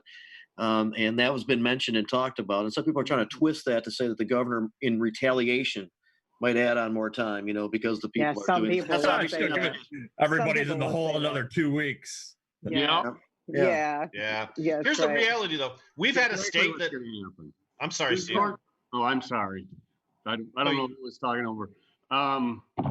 But New York's already extended theirs out to May the 15th. Yeah, we're going to follow. Well, Wisconsin's I think May 26th, and there's an agreement between the Midwestern states. So there's probably a guide for what's going on here. Good news. The president has allowed the governors to decide our fate. He's authorized them to do. What a fucking idiot he is, First he says he's got the authority he's got all the authority, and then he says, well, I'm going to use my authority to give the governors the authority to do what they need to do, which was what they're going to do anyway. Fuck you. Gretchen's not listening to Trump. She's listening to the doctors. She's listening to the scientists. She's listening to our own people here. Yeah. She's got this. The numbers decide when it's okay to do the bullshit that those guys did. Exactly. Get the data. Yeah, what they talked about, the data and how you're going to fit into little grids and go from one phase to, it's a process, and they're not talking about tomorrow. Well, the problem is that I don't think we've ever seen a virus that has such a long incubation period in recent history, and that's really what's, in my opinion, in my very amateurish opinion, what's kind of screwing everything up, because you see the trending like in Italy, for instance, and it doesn't just kind of fall off. It lingers around for a little while. Yeah. So, I mean, we'll see, but I don't think anyone can truly say what's happening. China was really our only indicator, and we know for a fact that a lot of the data that came out of China is just absolute bullshit. So we'll see. Well, here's the thing. We struggled as a state to cancel all kinds of events to stop people from traveling from north to south, from east to west. We wanted to stop people from traveling from their community to other communities. We stopped baseball games. We stopped football games. We stopped high school sports. We did all of that just to stop people from moving from where they are to someplace else. And this protest actually pulled people from every place everywhere to one place. The exact opposite of what we've been trying to accomplish for the past few weeks. And every small community that has 0 cases of coronavirus right now, when they start popping up in 4 to 10 days, when they start looking at the people in their community who attended this rally, that's probably where they should start looking at as far as tracing who caused it and who brought it to the community. Yeah, a bunch of idiots. And again, it's not about taking away people's right to protest. It's about right place, right time. And if you're unhappy with the way government dictates, there's lots of ways you can express yourself. There was recently a petition online which gathered thousands, hundred thousands of signatures calling for Gretchen Whitmer's what was that? Her removal from office, I believe. Yes. Yep. So that's just another example of how people can express themselves and their displeasure with the governor. Mean anything, though. It doesn't. But did this mean anything, Deb? Did this mean anything? It's a citizens initiative can't be done on an online signature. So there's not. I mean, it can't do anything. It means something, but it doesn't. It can't. It's going to get argued though. Her. Sends a message, get you in the media. They can argue it all up and down and all around. It doesn't. It's not going to. It's not. It's because of the validity, based on the validity of electronic signatures at large. Yep. And that's a struggle that we have nationally. Can we allow electronic voting? Should it be one state that tries it out in case it's a disaster? It's only one state that messes it up, or should we do it on a federal level? I think all of us agree that the paper balloting, going down to the polling booth, is the best we got for right now. But it's not a 2020 solution. No, it needs to change. I'd love to see online voting or some kind. I'm sure there's a way to do it securely. I'm sure there is. Look, if as Amazon, secure as this other shit is, I mean, they can get into other shit. So if Amazon can tell whether you are one person or whether you have fake IDs or identities, I mean, there's only one social security number for every person around. So that's right. We have fingerprint technology where you can put your finger on the biometric identification. Lots of ways. Face identification right on my telephone.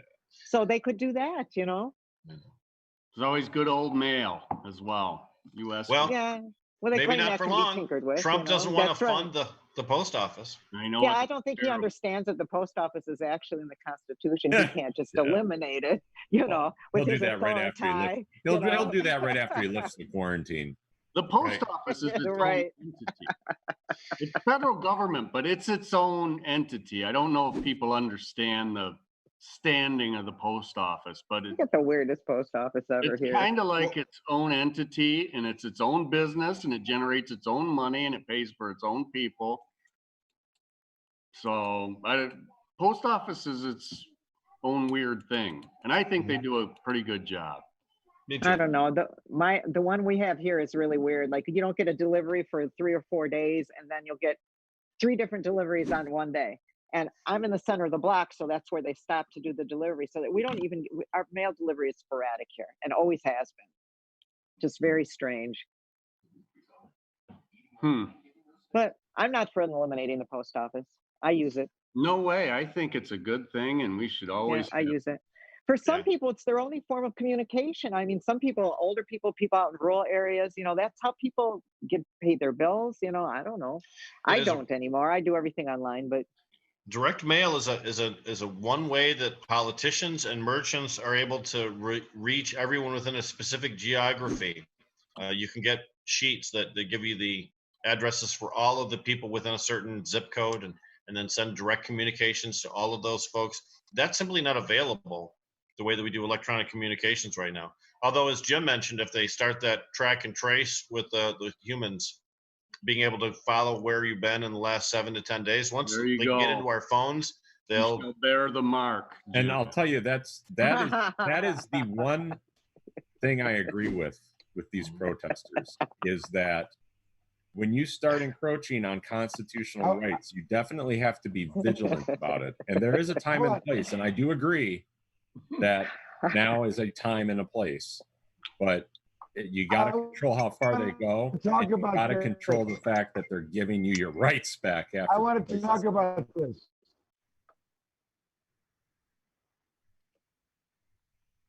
Michael, did I hear you? That's the mark, Jim. We're all going to bear the mark. The number of the beast? It has begun. Michael, where are you? Did Jamie put his horns back on? Let's talk He's about. got a, Now look at Jamie. Yeah. Looking good, buddy. I love. He's kind of going with the Andy Warhol. Well, since we've, I think we've I thought it lost was Austin Michael, so Powers. Tommy, why don't we go to a break and we'll come back and we'll get Michael where's back Michael? in the group here and we'll continue Where the is Michael? conversation. You're listening to Planet Green Trees. I like the changes, Jamie. The Planet Green Trees Show. Join the Michigan Medical Marijuana Association today, michiganmedicalmarijuana.org. The MMMA is focused on the well-being and safety of medical marijuana patients. The MMMA site provides the most comprehensive and up-to-date news on legal issues, politics, research, cultivation, as well as the various strange products and methods of cannabis use. Come join the discussion with the most knowledgeable and passionate advocates in Michigan today. michiganmedicalmarijuana.org.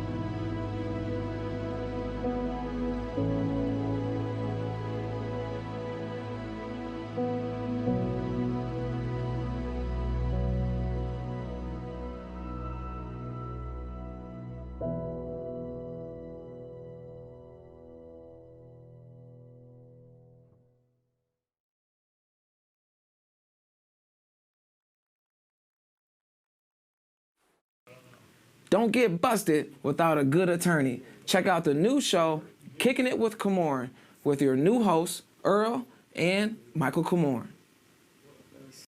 Hi, I'm Earl Carruthers. I have been a client of Michael Komorn's, and if you are with an attorney that you don't feel comfortable with, I do want to let you know that there are good attorneys out there. I personally went through quite a few different attorneys before I came Komorn. I could save you some time and some pain. Komorn is truly a loving and kind-hearted attorney and passionate about the law. And he won't just make you take a plea. He will definitely see all the options and let you make a good choice from there. But if you do need a new attorney, or if you're looking for a good attorney to start off with, check out Komorn. It's time for Planet Green. We have launched. We've completely launched. We've started the show, and it is Planet Green Trees. We're about to embark 2 hours of medical marijuana and marijuana reform in Michigan, and nationally and internationally, and even in Spaceland. There's an argument that we evolved from the cannabis plant. Let's just be honest, okay? Ow, what's going on, everybody? How y'all doing? 420th episode. If you're a connoisseur, you're going to want the good stuff. And if you want the good stuff, you're going to go for the mom and pop stuff because that's the good stuff. It's just a real pleasure to come here and congratulate you on your 420th show, and thank you for having me on a few times over the 420.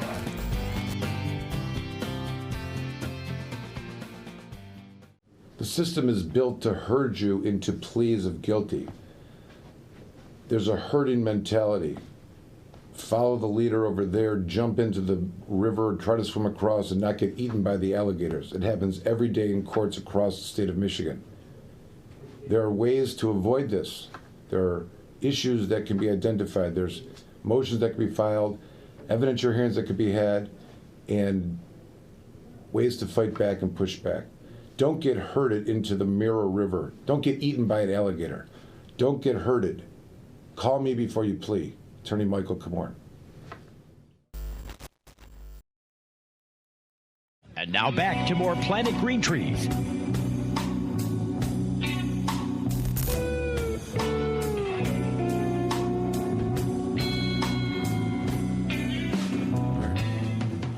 Sometimes necessary. We're back. It looked like this. Michael is back. Look at that. It's great time. Wow. Michael Bobbitt. Good job working the technology, Michael. my internet was unstable, and it also reflected that I'm unstable too, I guess. What happened to Okay. Jamie's hair? What's going on with all that? Just He's Austin Powers' mother. all right. Yeah. Do you also have a looks boa? awesome. That's what's Is that what happening. I see? I Or think it's some an type of ascot. scarf or a boa? Okay. Oh, there. I like that. Ascot. I like the It's a- colors. I think this might be a cravat under these circumstances. It's a cravat, yeah. Oh, is that what they call it? Sounds very sophisticated. Oh, do we talk about the, Crevant, like a croissant. Target. are we talking about the cell phone tracking? Do we finish that? No, we're still on that. No, we're still on We're that. on the slippery slope. Right. I think so Jim was informing us about it. I read this article that in New York, they tapped into the network in New York City and were able to tell the movements of the citizens and who was compliant and who was not. That's right. This should be scary to people. It should be scary. Now, I recognize, so because the idea is that you're comparing the right of to be not have your privacy invaded versus the government's interest in keeping you at home. It's the old, and this is not a new debate. I mean, I can't recall offhand the quote exactly from Ben Franklin, but this is a liberty versus safety debate, and you've got one and the other, and they're in complete conflict with one another. The danger again is, I mean, if we go back to the War on Terror and the Patriot Act, the Patriot Act on its face was intended to give the government powers that it needed to stop terrorism. But if you really look deep into that legislation, it impacted a whole lot more and gave the government expanded powers that were in direct violation of our constitutional rights against unreasonable search and seizure. And they have that power to this day. And this is no different. We need to remain vigilant. We need to weigh the fact that we're dealing with a very serious situation, a crisis. But we have to weigh that against the fact that once again, the government is in and gathering this data, it's really difficult to get them back out. Oh yeah. So I don't know. It's an interesting debate, especially since, you know, all of us, I think, in one way or another have seen the impacts of this virus. So we know that there's an inherent danger to it. But, you know, the Fourth Amendment evaporating as it relates to location data on cell phones, that's intense. That is significant. Yeah. Well, it is because it was done without citizens really even knowing, and it was done. I mean, they can obviously tap into the cell phone towers, but there's also via access of the cell phone providers, they can access via the phone itself. Jim, you would know this. You could probably explain it better, the technology of ways that they are actually tracking these things. But I think this has an interesting impact going forward, and these are where my concerns are. Obviously, anytime the civil liberties that we have are suspended, for whatever the government's reasons are, we should be concerned, because what happens quite a bit is it becomes the norm, and we lose those freedoms forever. Like, it's hard to go back once they've been taken back by the government. That's always a problem. The other thing is that there seems to be, and I don't know how this is going to work, but, you know, as we're talking about the next steps after the when everyone gets released from the home quarantine and what that looks like, I don't think it's going to be a big boom like some executives in the federal government are saying, that it's just all, you know, everything's going to go back to normal on day one, you know, whenever that is. Yeah. And I've heard a lot of people talk about it in terms of a slow incremental rollout, incrementally, where, you know, for like Komorn law, it wouldn't be an issue. We've got 7 employees. We would maintain the distance. We may not have, you know, we may not have people coming into the office. We may do them by Zoom or Skype. These are the conversations that are taking place for small businesses. At the larger scale, the corporations that got 5,000, 20,000 employees that go to a campus or like a, you know, building where they all, you know, they're not going to show up 20,000 people in one day. They're going to, you know, they're going to pick group A, which is going to be a quarter of that or the 10th of that is going to come on Mondays. And that's going to be the quarantine group that's rolling out together, being in the elevators, going to lunch, walking to their, and then the next day is going to be another group out of that 5,000. I mean, that's the way they're talking about it. Restaurants aren't going to go back to 100% capacity. They're going to have 25% at 8 to 10 feet and just to kind of get something going. It's not going to be so, court systems. I don't think I'm going to be walking into a court where everyone is going to have a mask on and or gloves. I'm anticipating them to probably limit the capacity of individuals who can walk into the courts. So with all that being said, what is the interest of the government to have that information going forward? Like, for example, are we gonna see that? Okay, Jamie, you were seen at the Capitol. We had your cell phone. We followed you up there, and you were exposed to all those people. So now, when we free everyone from the quarantine, where you go, we know, and we know who you've now infected because you've been carrying it around with you. I mean, I'm not using you as a hypothetical, but the idea that a lot of the folks are concerned about is that they identifying you or an individual via their phone as not following the quarantine and potentially being, affected by it or carrying the virus will limit you going forward. Like, they will actually restrict you because they know about you because of your privacy being revealed through your cell phone. That's my concern. It's not just that. It's the fact that in order to do comprehensive test and trace, they need access to the entire data set. They don't just need access to Jamie's records. They need access to the records of everyone in the state because they need to determine who was near who. And that's the only way that you can accomplish that. Geographically, if you were standing at the corner of 5th and Main at 12 o'clock, they need to know everybody that was at that corner for the next 10 minutes prior, the 10 minutes before. And you can't get that just from Jamie's phone. As Jim mentioned, the only way to get that is having everyone's records. The immediate reaction to something like that is government funding for being able to determine those things. A camera, if it's not already happening, on every corner. They need to know who you were with. Like, we turn into a... Gretchen's currently on MSNBC. What's that? Gretchen's currently on MSNBC. Good deal. Did I report in what she's saying? On Rachel's show? Must be Rachel, yeah.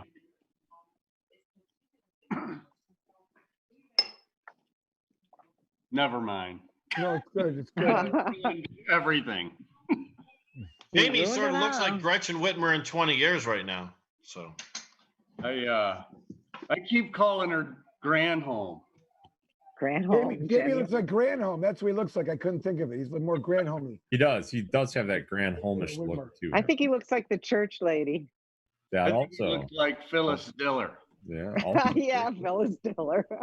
Very good. Ooh, that's a blast from the past. Very good. Yeah. Looking good. But we'll see. I mean, we either want to open up or we don't. All right. What is that going to look like, do we think? Well, if Wisconsin says May 26th and we're in a regional pact with them, I would say that's probably going to be us too. Right? I don't think you can put a date on it at all. I think you just have to keep evaluating it, maybe on a weekly basis, even a day-to-day basis. Look at the data. Michael mentioned it, that it'll be a staggered return. Yeah. So we'll probably see several dates. We'll see a phase 1, a phase 2, a phase 3, however they turn out to define that. They might have to pull back. Right now, the entire can start going to work, and if right now they testing upgraded at that point, and people have antibodies, and they determine and your antibodies give you immunity to it. Well, now those people can go back to work. And what you just described is that's apartheid, by the way, what you just described. Hey, you get papers, you get to travel freely. You don't have your papers, you don't get to travel freely. Yeah. That's also coming. Also, it's on its way here. Yeah. I know. It is. It really is. But again, hopefully it's not a bad thing. In order to accomplish that lofty goal, I don't see any other way, unfortunately. And I think Hash Bash and other things that were potentially scheduled for fall are in jeopardy at this point. Oh As- yeah, I don't totally think agree. anything's Oh, I happening would at think all. so, too. Yeah. Totally agree. Well, they're talking now about no large gatherings in New York State until 2021. Just Yeah. scrubbing the Probably entire. be something fall. similar here. You know, probably won't be able to I'm gather sure. like that till next year. Unless for Yeah. some reason, the infection rate drops to almost zero. Mm-hmm. It's Or pop, they got a vaccine or a treatment, but Yeah. that's going to be a while. Well, we're going to let our guard down, and the vaccines or the virus is going to take advantage, and then we're all going to get scared a second time, and we're going to have to go through other problems as well. So it's a long-term problem we've got here. They mentioned today, Governor Cuomo of New York said, "I won't feel like we've beaten this until we actually have a vaccine and can inoculate people against it." He says, and our Right. scientists said that's 12 to 18 months down the road. So that means the rest of 2020 and most of 2021, if not the whole thing. So that'll be that staggered rollout, Michael, that you talked about. Where did you get that information from, Michael? That was kind of an intriguing analogy that you made. You mean the rollout thing that I was talking about? Yeah. I saw an economist talking about it, like, how it really will go out and how to do it in an effective way that's going to have some meaning in the context of the way we transition back. It's, just clearly stating there's no way it's going to be like it was, and we're going to have to, like, people aren't going to shake hands anymore. Like, that's not Trump gonna isn't happen. Thanos. No matter how much he wants to believe he can just snap his fingers and have half the people go back to So- work again. There is there's a Senate task force that is currently trying to work on that issue, how we come back into opening back up again. And it was just in I think it was a Free Press article. Does the Senate task force have medical doctors on it?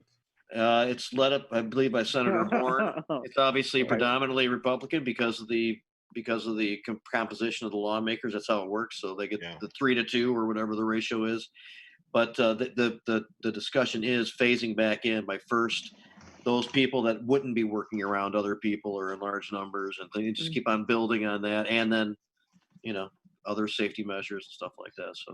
So Michael, as a non-retail service provider, you think you might be one of those people that are coming back first wave, right? I don't know that. I mean, I'm a lawyer, so I think it's, and I got to fall within a potentially essential business, I would think, if needed. But the courts are, I have to give legal advice. I got to be available. I got to work. I could drive. I could get on. But anyways, I want to talk about something else for a second, if I can. My wife has a theory. I'll give her credit for this. What is a virus, by the way? Does anyone, if you were to describe what a virus is, medically speaking, does anyone want to take a shot at that? Who's our resident scientist that would offer an opinion? Mrs. Doubtfire, what do you say? I think he means you, Jamie. Jamie, that would be you. Unmute yourself. Oh, he's muted. Sorry, I'm not sure what the current official usage is in the context of what's going on now. It just represents the thing that can easily be transferred between people and make people really sick or die. So I don't know much more than that. I think was it an infection that can be easily passed? Is a virus, right? That is mutated into something and it can be easily passed. Right. So we don't know where it comes from. We have ideas of where it comes from, but it's a foreign, unknown, group. Biological. Biological. All right. So the theory is that these are aliens that are getting to us. With the alien invasions taking place. Oh my. Okay. Go ahead. Yeah, I'm totally endorsing that. Debate me on it. Where did it come from? Do you know? Well, I don't know. There's several theories of where it came from. I saw that they're currently now investigating, and this was an actual reputable news source that was reporting this. But they're investigating a lab in China. Right. Yeah. And a lab in China. Yeah. I've heard that too. But we need to take a really strong look there. I'm not saying there's anything there, but if there is, we need to know about it. Let me talk to someone that reads some Graham Hitchcock. Jamie, step forward on this alien theory. I need someone to back me up a little bit. Like some lost worlds and some alien stuff. Come on. Well, you're embracing this. Well, first of all, Graham nor myself believe in the of the alien scenario. I believe they were humans that were advanced and then were wiped out by cataclysmic events. So Graham, and you do or don't agree that this could be that viruses could be aliens? I don't think that's very likely at all. And I can't speak for Graham, but I don't think Graham would accept that. I can say right on the from surface. from a paleontological perspective, and I have some training from college in that, we've known viruses to be present on the face of the earth for millions of years. We have them in fossil records, evidence of viral infections. So if they were aliens, I think we have to call them earthlings by now because they've been here for so long.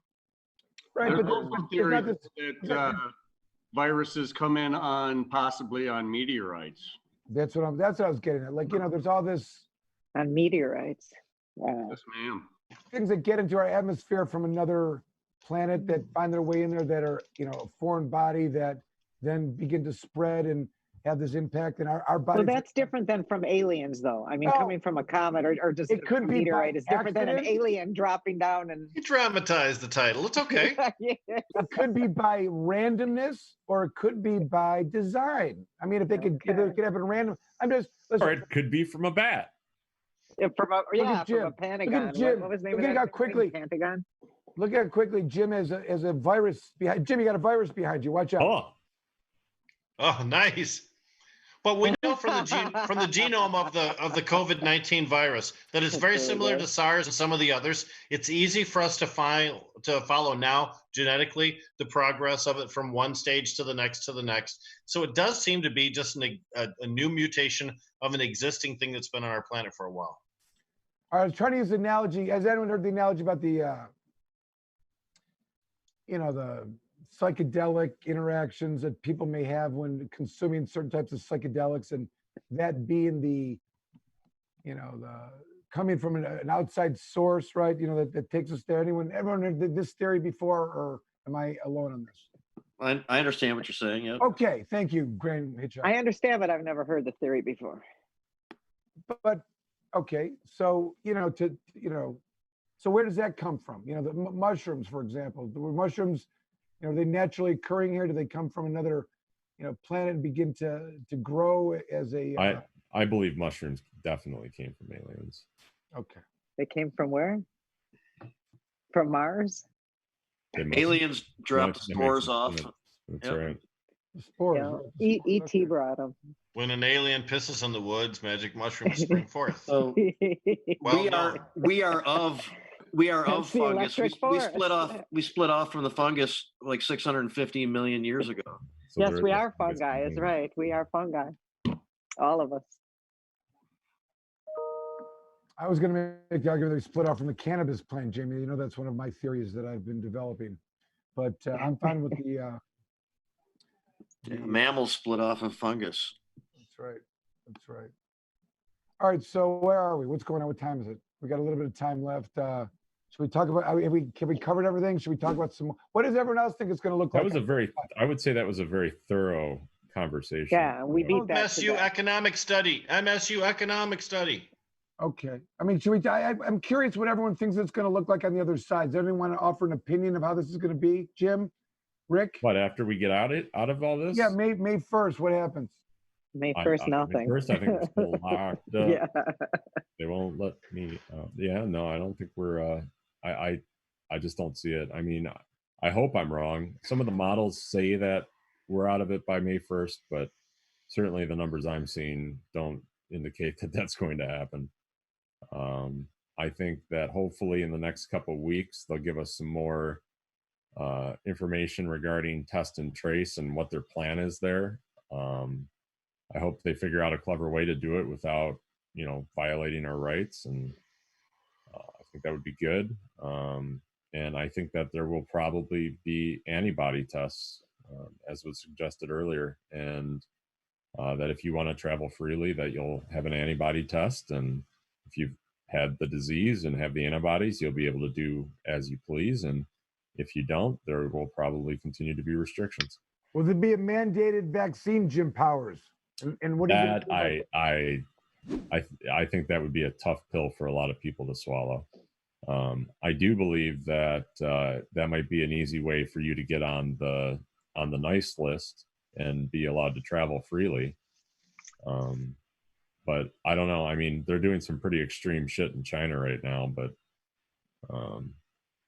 they're doing it in South Korea as well. But South Korea has been very successful in containing this thing, and I think we need to take some of those lessons and have some very difficult conversations with one another about. I see that. I see that. Missed my joke. Uh-oh, we're losing We're Michael losing again. Michael. I was going to say, from London, England, we're joined now by Simon Le Bon, the lead singer of Duran Duran. I see. Oh, Dave's going to be going crazy. He loves Duran Duran. That's Jamie. Look at Seriously. him. Look at him. Look at him now. He looks like good. Look at him. Let me see. This is going right to Dave's Spank Bank, I guess. He's hungry like a wolf, Dave. Hungry like the wolf. Seriously. Oh, jeez. I can't unsee that. Oh no. What about a virus? What about a mandatory vaccine? When that happens, what happens? And if you don't take it, they make it a crime. Is that going to happen? It's going to be very difficult. We're a vaccine-resistant culture. Yeah. Yep. I said that straight up. And from the honestly, beginning. Half the I mean, people are going to refuse it. There's no way. I mean, if people after 18 months want to have a vaccine administered, fine. That's absolutely their decision. But it is so difficult to vet out the safety of any drug in 18 months. And it's going to give people some cause for pause. It'll definitely give me cause for pause. And we're all going to have to, again, weigh the potential benefit versus the risk. And there may be significant risk. I don't think we'll know for 10 or 20 years until you can really see how the drug impacts the human body. This is where Trump pushing hydrochloroquine early was a real problem, because he tried to get everybody to believe there was an easy fix out there. Some people tried it, some people perished. But right. It's been debunked now as a theory that never probably should have been perpetrated on the people of America. But now when the government says, hey, we've got a new fix for you, people have a right to be questioning. Again, we talked earlier about why all of us have reason to distrust the government. But they just reinforce that distrust at a time when we really need to have faith in our leaders as they're making the right decision. So we all come full circle back to what happened in Lansing yesterday. People don't trust government any longer because government has acted in bad faith. Listen, the government is overexpanded. We live in a broken system. They got themselves into all parts of our lives that they shouldn't be. But if I was to say there's one thing that the government should be responsible for, should be accountable for, it would be the prevention of these kind of things and the planning for these kind of things when they're going to happen. I don't know who else is going to do it. It's not going to come from the private sector, maybe to a certain degree, but certainly if there's going to be information that is, dispensed to people that they want to rely upon. I mean, you know what I mean? Like there's too much competition in the private sector to suggest that the medical, like a private medical is going to give us fair advice. It's not going to be incentivized, commercial. So, I mean, I don't know, in these areas of disease prevention, pandemics, is the government, I mean, who else is going to do it? I mean, are we going to rely on the private sector in this? I think what you have, I mean, it has to be a partnership. And that's why this 18-month number, it makes no sense. I think that what you have is you have the private sector that's competing to come up with a product, right? And they know that everyone will flock to this product, and they are absolutely incentivized to come to some solution because there will be significant monetary gain for them. But that's when the FDA has to step in and serve their purpose and really, really deep dive into it, make sure it's safe, make sure it's effective to the best of their ability. And, maybe it's just I'm not a medical professional. Maybe they do have a way to do it in 18 months. I don't see how it's possible. I don't know either. We've seen Fauci say that that's not realistic, but we've also seen the FDA look the other way when the government wants things like oral swab tests for cannabis in our mouth that's not been approved by them. They want permission to use those things. So the FDA is not our safety net, unfortunately, and it really should be. I don't know, Michael, I think your question, I think a couple of minutes ago about how we see things on the other side, I think for sure we see less handshaking, a lot more washing of hands. Some people still just choosing to wear masks when they go out on a regular basis. some things like that. You know, the world has changed from this point on for a lot of people. Yeah, it has. Yeah. And it will stay changed, at least for the short term. I mean, you looked at, and I've been doing just a tremendous amount of reading regarding the 1918 flu pandemic, and just trying to get insight into what we're really in store for. And it was lengthy. I mean, it was severe, and it ran a good solid 18 months. Yeah. And I mean, we'll see what happens, but it's too early to tell. Well, I'd like to talk about the cannabis industry, and when we come out of this pandemic and whatever level we're going to, where the cannabis industry is going to be in the United States. I can tell you that prior to the COVID crisis, we were already seeing sources of capital drying up from an investment level nationally. We saw cannabis stocks tanking at a time when the stock market was actually doing very, very well. It's been a challenging national market when it comes to investing in cannabis businesses. From a statewide level, though, our industry is on the big time improve. And Jamie's, of course, connected to distribution centers, so he can give us more information. But my experience has been that most of the provisioning centers are still doing decently well with curbside service and delivery. Yeah. Although when we come out of this whole situation, some of the smaller places may not survive. But I think the cannabis industry will have had a lesser low than other people had, and therefore be able to re-achieve their previous highs more quickly than others did, and still continue that upward stroke that we were doing prior to. So even though the economy itself may come back in a staggered level, we may see the cannabis industry in Michigan spike, and that's a very exciting possibility. Absolutely. And I do know that the businesses near me are doing very well right now, especially the one or two that have been licensed for recreational. I mean, you drive by their places and they're just packed, and they've adapted. I believe they've adopted curbside service, and they're figuring it out and making it work. And in the meantime, they're still able to employ their peeps and take care of their families and all of the good things that come about as the result of a business being successful. And, you know, we see the provisioning centers because those are the distribution centers we're all familiar with. And the remainder of the industries described by the MMFLA and the MRTMA are kind of invisible because they don't have customer interaction. But that whole infrastructure is still operating essentially as it was prior to the crisis, although there may be some places that are not open on personal choice or for whatever reason. But largely, cultivation's continuing, processing is continuing. Even though retail is maybe not as brisk, there's still the infrastructure still churning. Nothing is at idle, because when things in industry become idled, it takes a while to amp back up. But everybody seems like they're operating at wonderful capacity right now, which again is what makes me believe we'll have a quicker rebound than other industries. I want to just take this opportunity, and somewhat connected to this discussion, to really thank all the essential workers, Jim included, for going out into the germ-infested fray and move around and do what you need to do for everybody else. And a lot of people in the cannabis industry, obviously, because essential business, are doing that too. And I know the people that I work with are out there, stressed about it, but still getting the job done. So just appreciate that. Give them credit, Jamie, the botanical company, East Tawas, and all the things that you're involved in.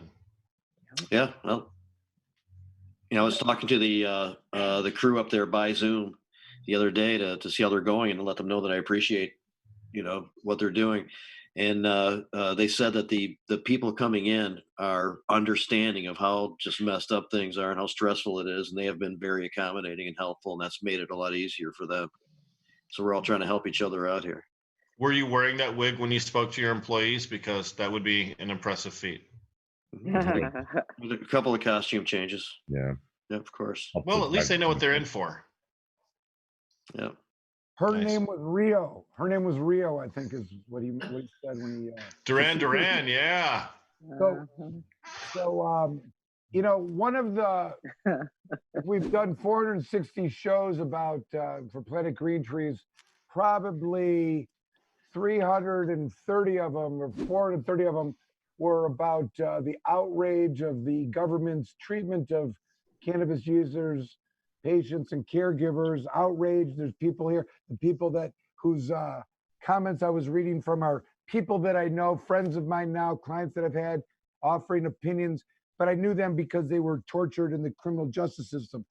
And the show here is part of the ranting and the need to gather and discuss these things as they've gone forward. And we'd like to say that we've got a long catalog of that, which depicts how terrible cannabis has been treated.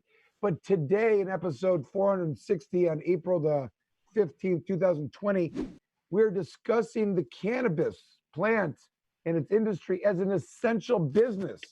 This is crazy compared to where it was in years past, you know. Yeah.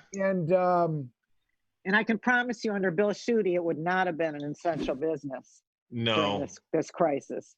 Believe you me. Yeah. And we have that freedom that to be an essential business because of the work of all the people here and all the others that pushed us not just to get recreational, but to get medical and to stop bad changes that were proposed in the legislature. It's been essentially a 12-year running gunfight. And thanks to everybody who pulled the trigger in that bet. Well, you know, if there was the framing of the cannabis as an essential commodity for our medical patients in our community, really evolved from the emergency rules of the MMFLA. You know, like to prevent a state of emergency of patients not getting their cannabis as for the facilities that were able to remain open during the, you know, application process of 2018. You know, the whole justification of those administrative rules that allowed the supply to come from caregivers was to prevent a state of emergency so patients could still get their cannabis. So that wasn't done by the past government administration. I would say that I will give credit to our governor for Well, let me just remind everybody that Rick Johnson and Don Bailey wanted the industry to shut all the centers down. Everything would be completely stopped at one point. So, is Michael back? No. Yes, kind of. Oh, he's back in. I think you're back in. He's using auto-tune and singing to us, it sounds like. That's what it sounds like. Soup can and strings, Michael Komorn. It's an important. Can you guys hear me or not? Am I good back or not? No, my back. It sounds like Peter Frampton. Yeah, sounds like you got the guitar synthesizer, voice synthesizer. Michael, do you feel like we do? Yeah, it's true.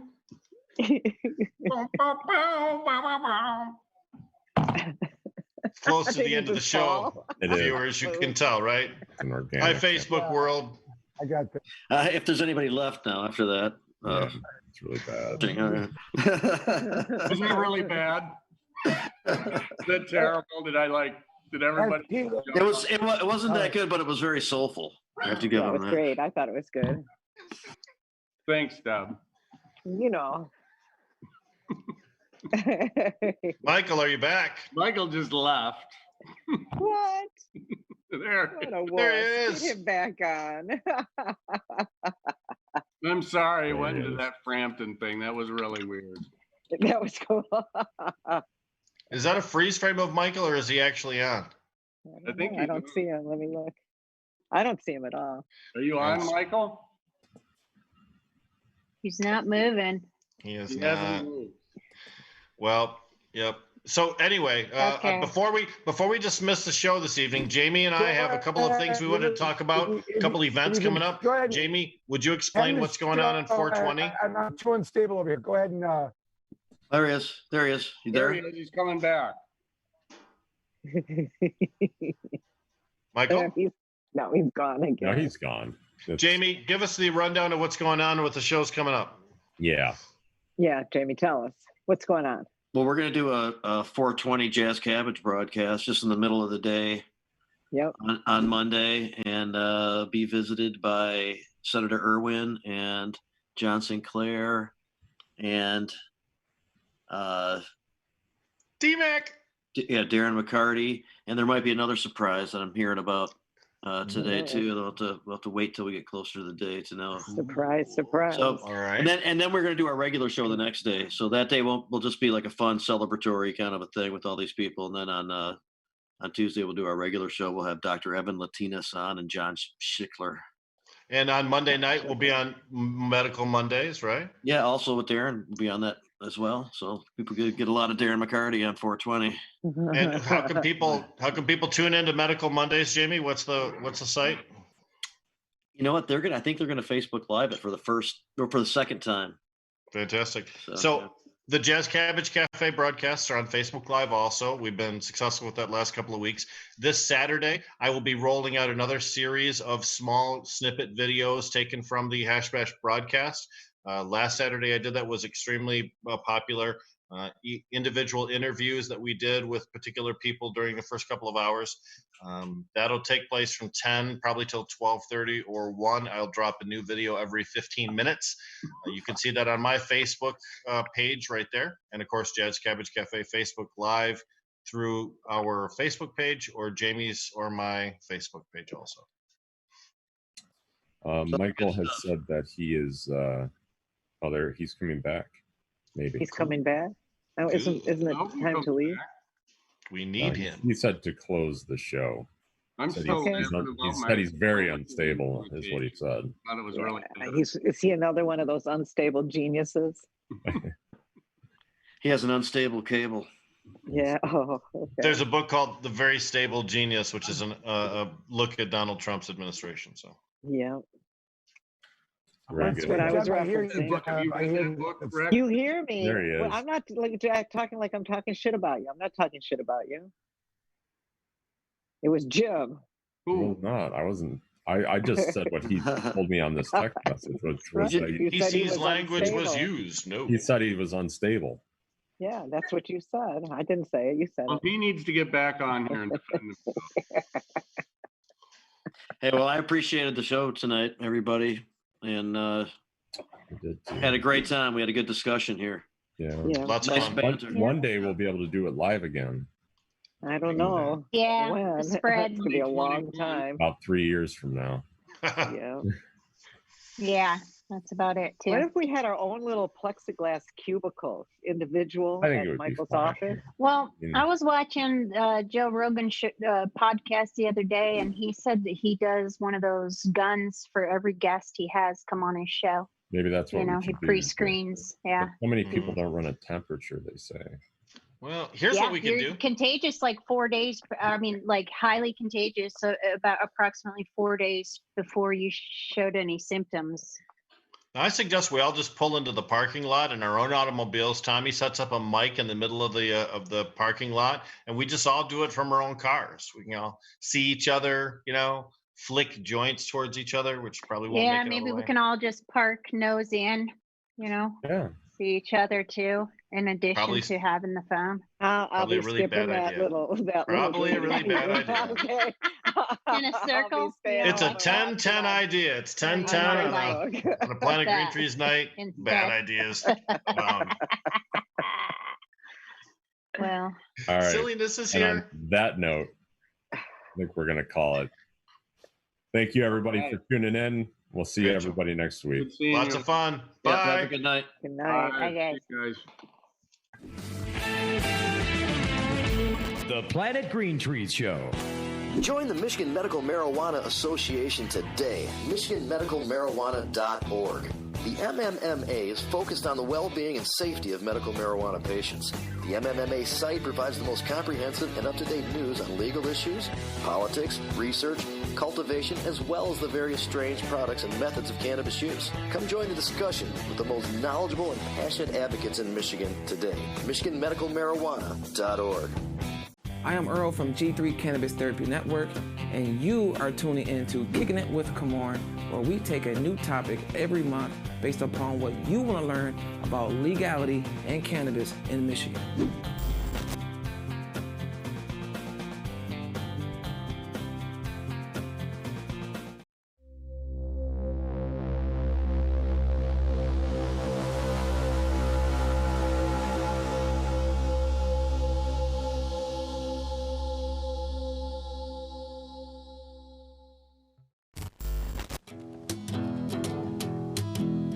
It ain't fair, John Sinclair, in the stir for breathing air. It ain't fair, John Sinclair, in the stir for breathing air. Set him free, let him be, breathing air like you and me. What's the judge to do? What else can Judge Columba do? We got to set him free. This whole place went nuts.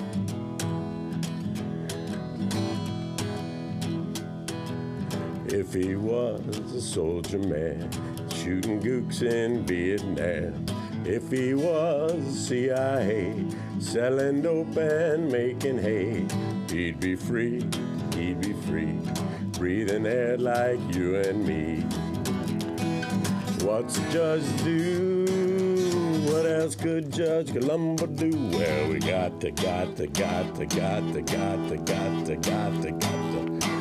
set him free.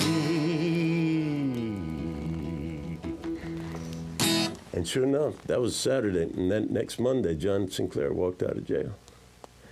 And the Supreme Court issued an opinion in People versus John Sinclair that said, it's cruel, it's unusual, it's arbitrary, it's irrational, it's capricious, and it cannot be the law in the state of Michigan that we treat marijuana the same way we treat opioids. And they set him free.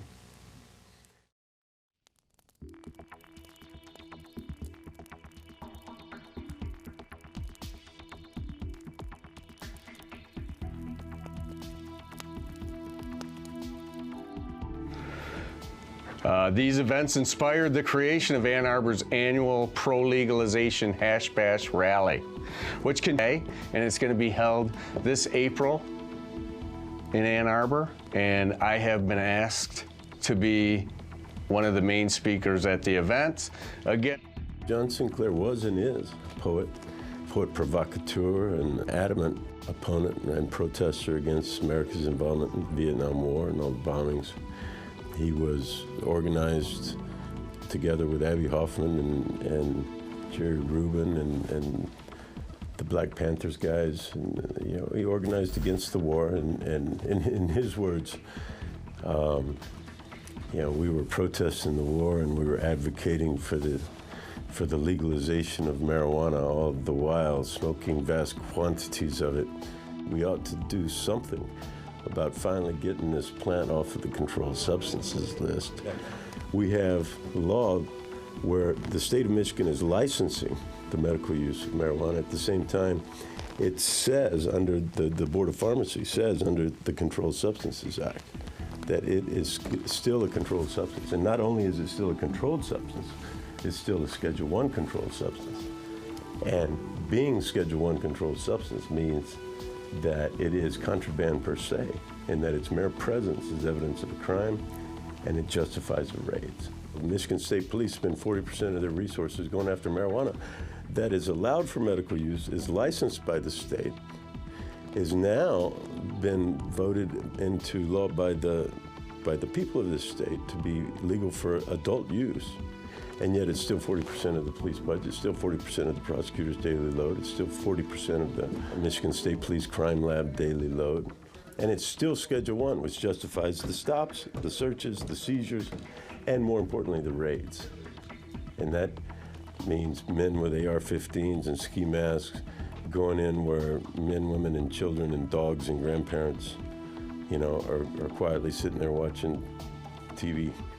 And because the neighbor complained of the smell of marijuana coming from a basement window, these patients or caregivers and now any citizen in the state is allowed to grow. The continued placement of marijuana on the Michigan State list of controlled substances is just simply absurd.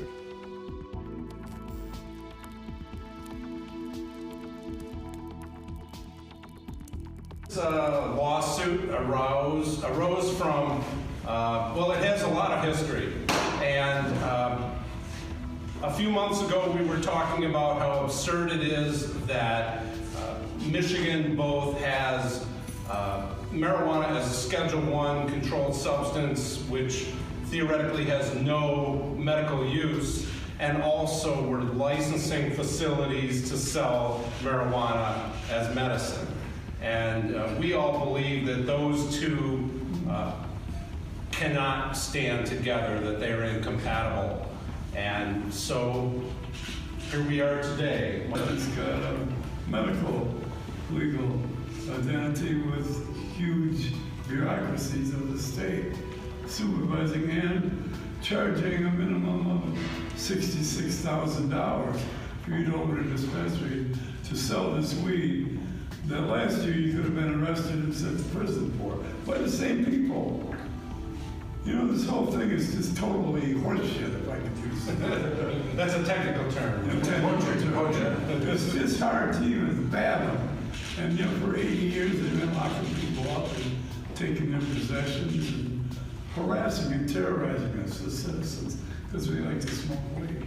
So I'm proud to be part of this effort.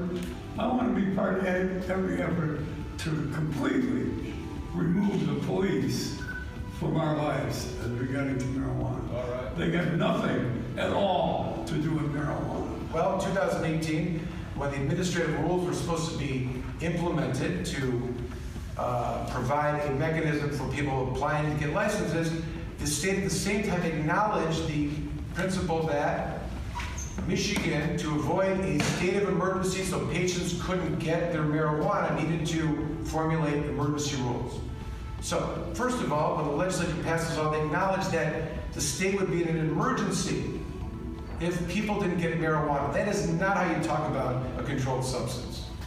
Secondly, the way that they dealt with it was that they allowed caregivers, who they vilified for the last however many years, to supply these places where patients would get cannabis. This is not a controlled substance. This is not how controlled substances are provided for patients.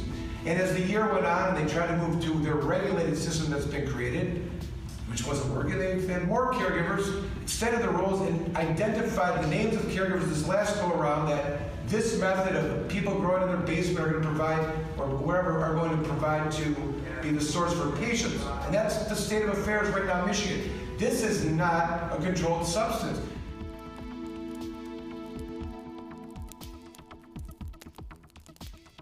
Hi, I'm Steve Miller. I'm a retired sergeant with the Canton Police Department. Had just under 25 years of police work. On behalf of John Sinclair, our law firm, Komorn Law, along with Matt Abel and his law firm at Cannabis Council, are suing the State of Michigan Pharmacy Board to have marijuana removed off the controlled substances schedule. So today I'm here to tell a story. We're going to call it the 7 degrees of separation between Steve Miller and John Sinclair, and linked through one fairly famous politician, Mr. Perry Bullard. 20 plus years ago, when I was a young detective, I investigated a case in which Mr. Bullard suffered a tragic death. He was a great politician to have. I had to investigate that death. Mr. Bullard wrote a Supreme Court opinion that got Mr. John Sinclair out of prison for the 2 joints at that time. Also during this time, when I was a young detective and investigating Mr. Bullard's death, I had the opportunity of meeting one Michael Komorn. We had a case in common, and over the course of that case, he was the defense attorney. We actually did what most think is impossible, and he and I became good friends over the course of that case, and I developed a lot of respect for him at that time.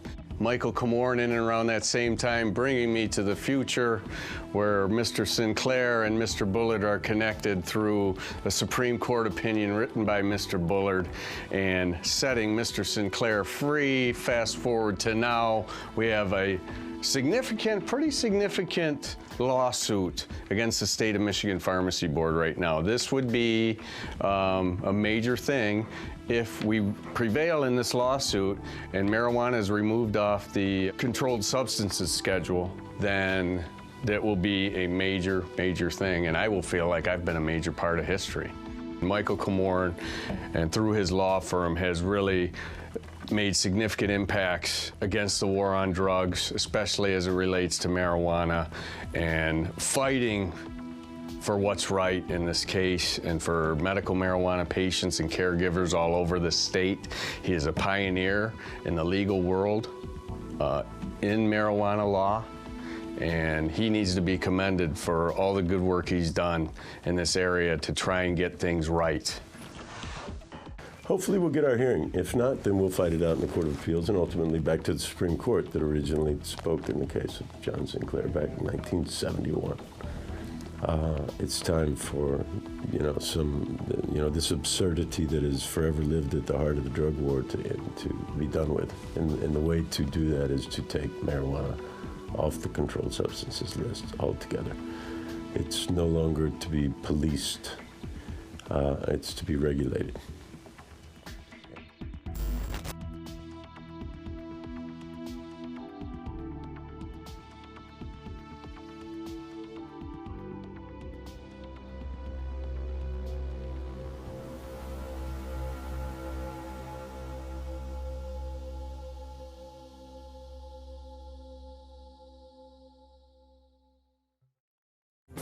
Komorn Law. Michael Komorn is one of the top attorneys in Michigan that has experience and dedication in criminal defense law to provide clients with results. Komorn Law, the best damn criminal defense lawyers, period. And now I'm back on it. What's this? In the face of injustice, we stand proud and tall. Police misconduct drives us up the wall. We come in all shapes and sizes, fighting to be free. Jack-booted thuggery serves to charge our battery. We are the dildos for justice, and we are here for you. When you just don't have the juice to do what you must do, and when the police come calling cause you smoked a little grass, grab a dildo for justice and shove us up their ass. We do all the hard work at attention all the time. We may be rigid, but our justice is sublime. We vibrate with intensity, electric in our cause. When the cops don't have a warrant and they violate our laws, we are the dildos for justice, and we are here for you. When you just don't have the juice to do what you must do, and when the police come calling cause you smoked a little grass, grab a dildo for justice and shove us up their ass.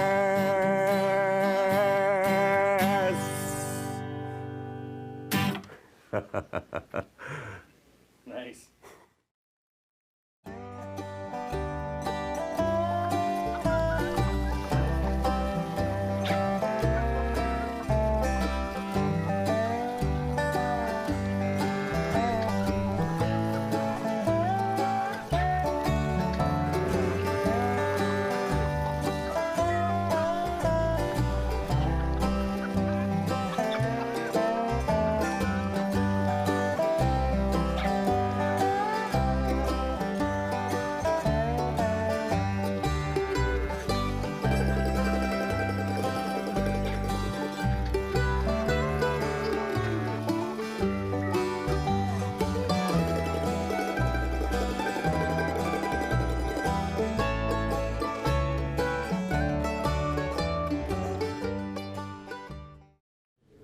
Hi, I'm Attorney Michael Komorn of Komorn Law PLC, and you are watching Planet Green Trees.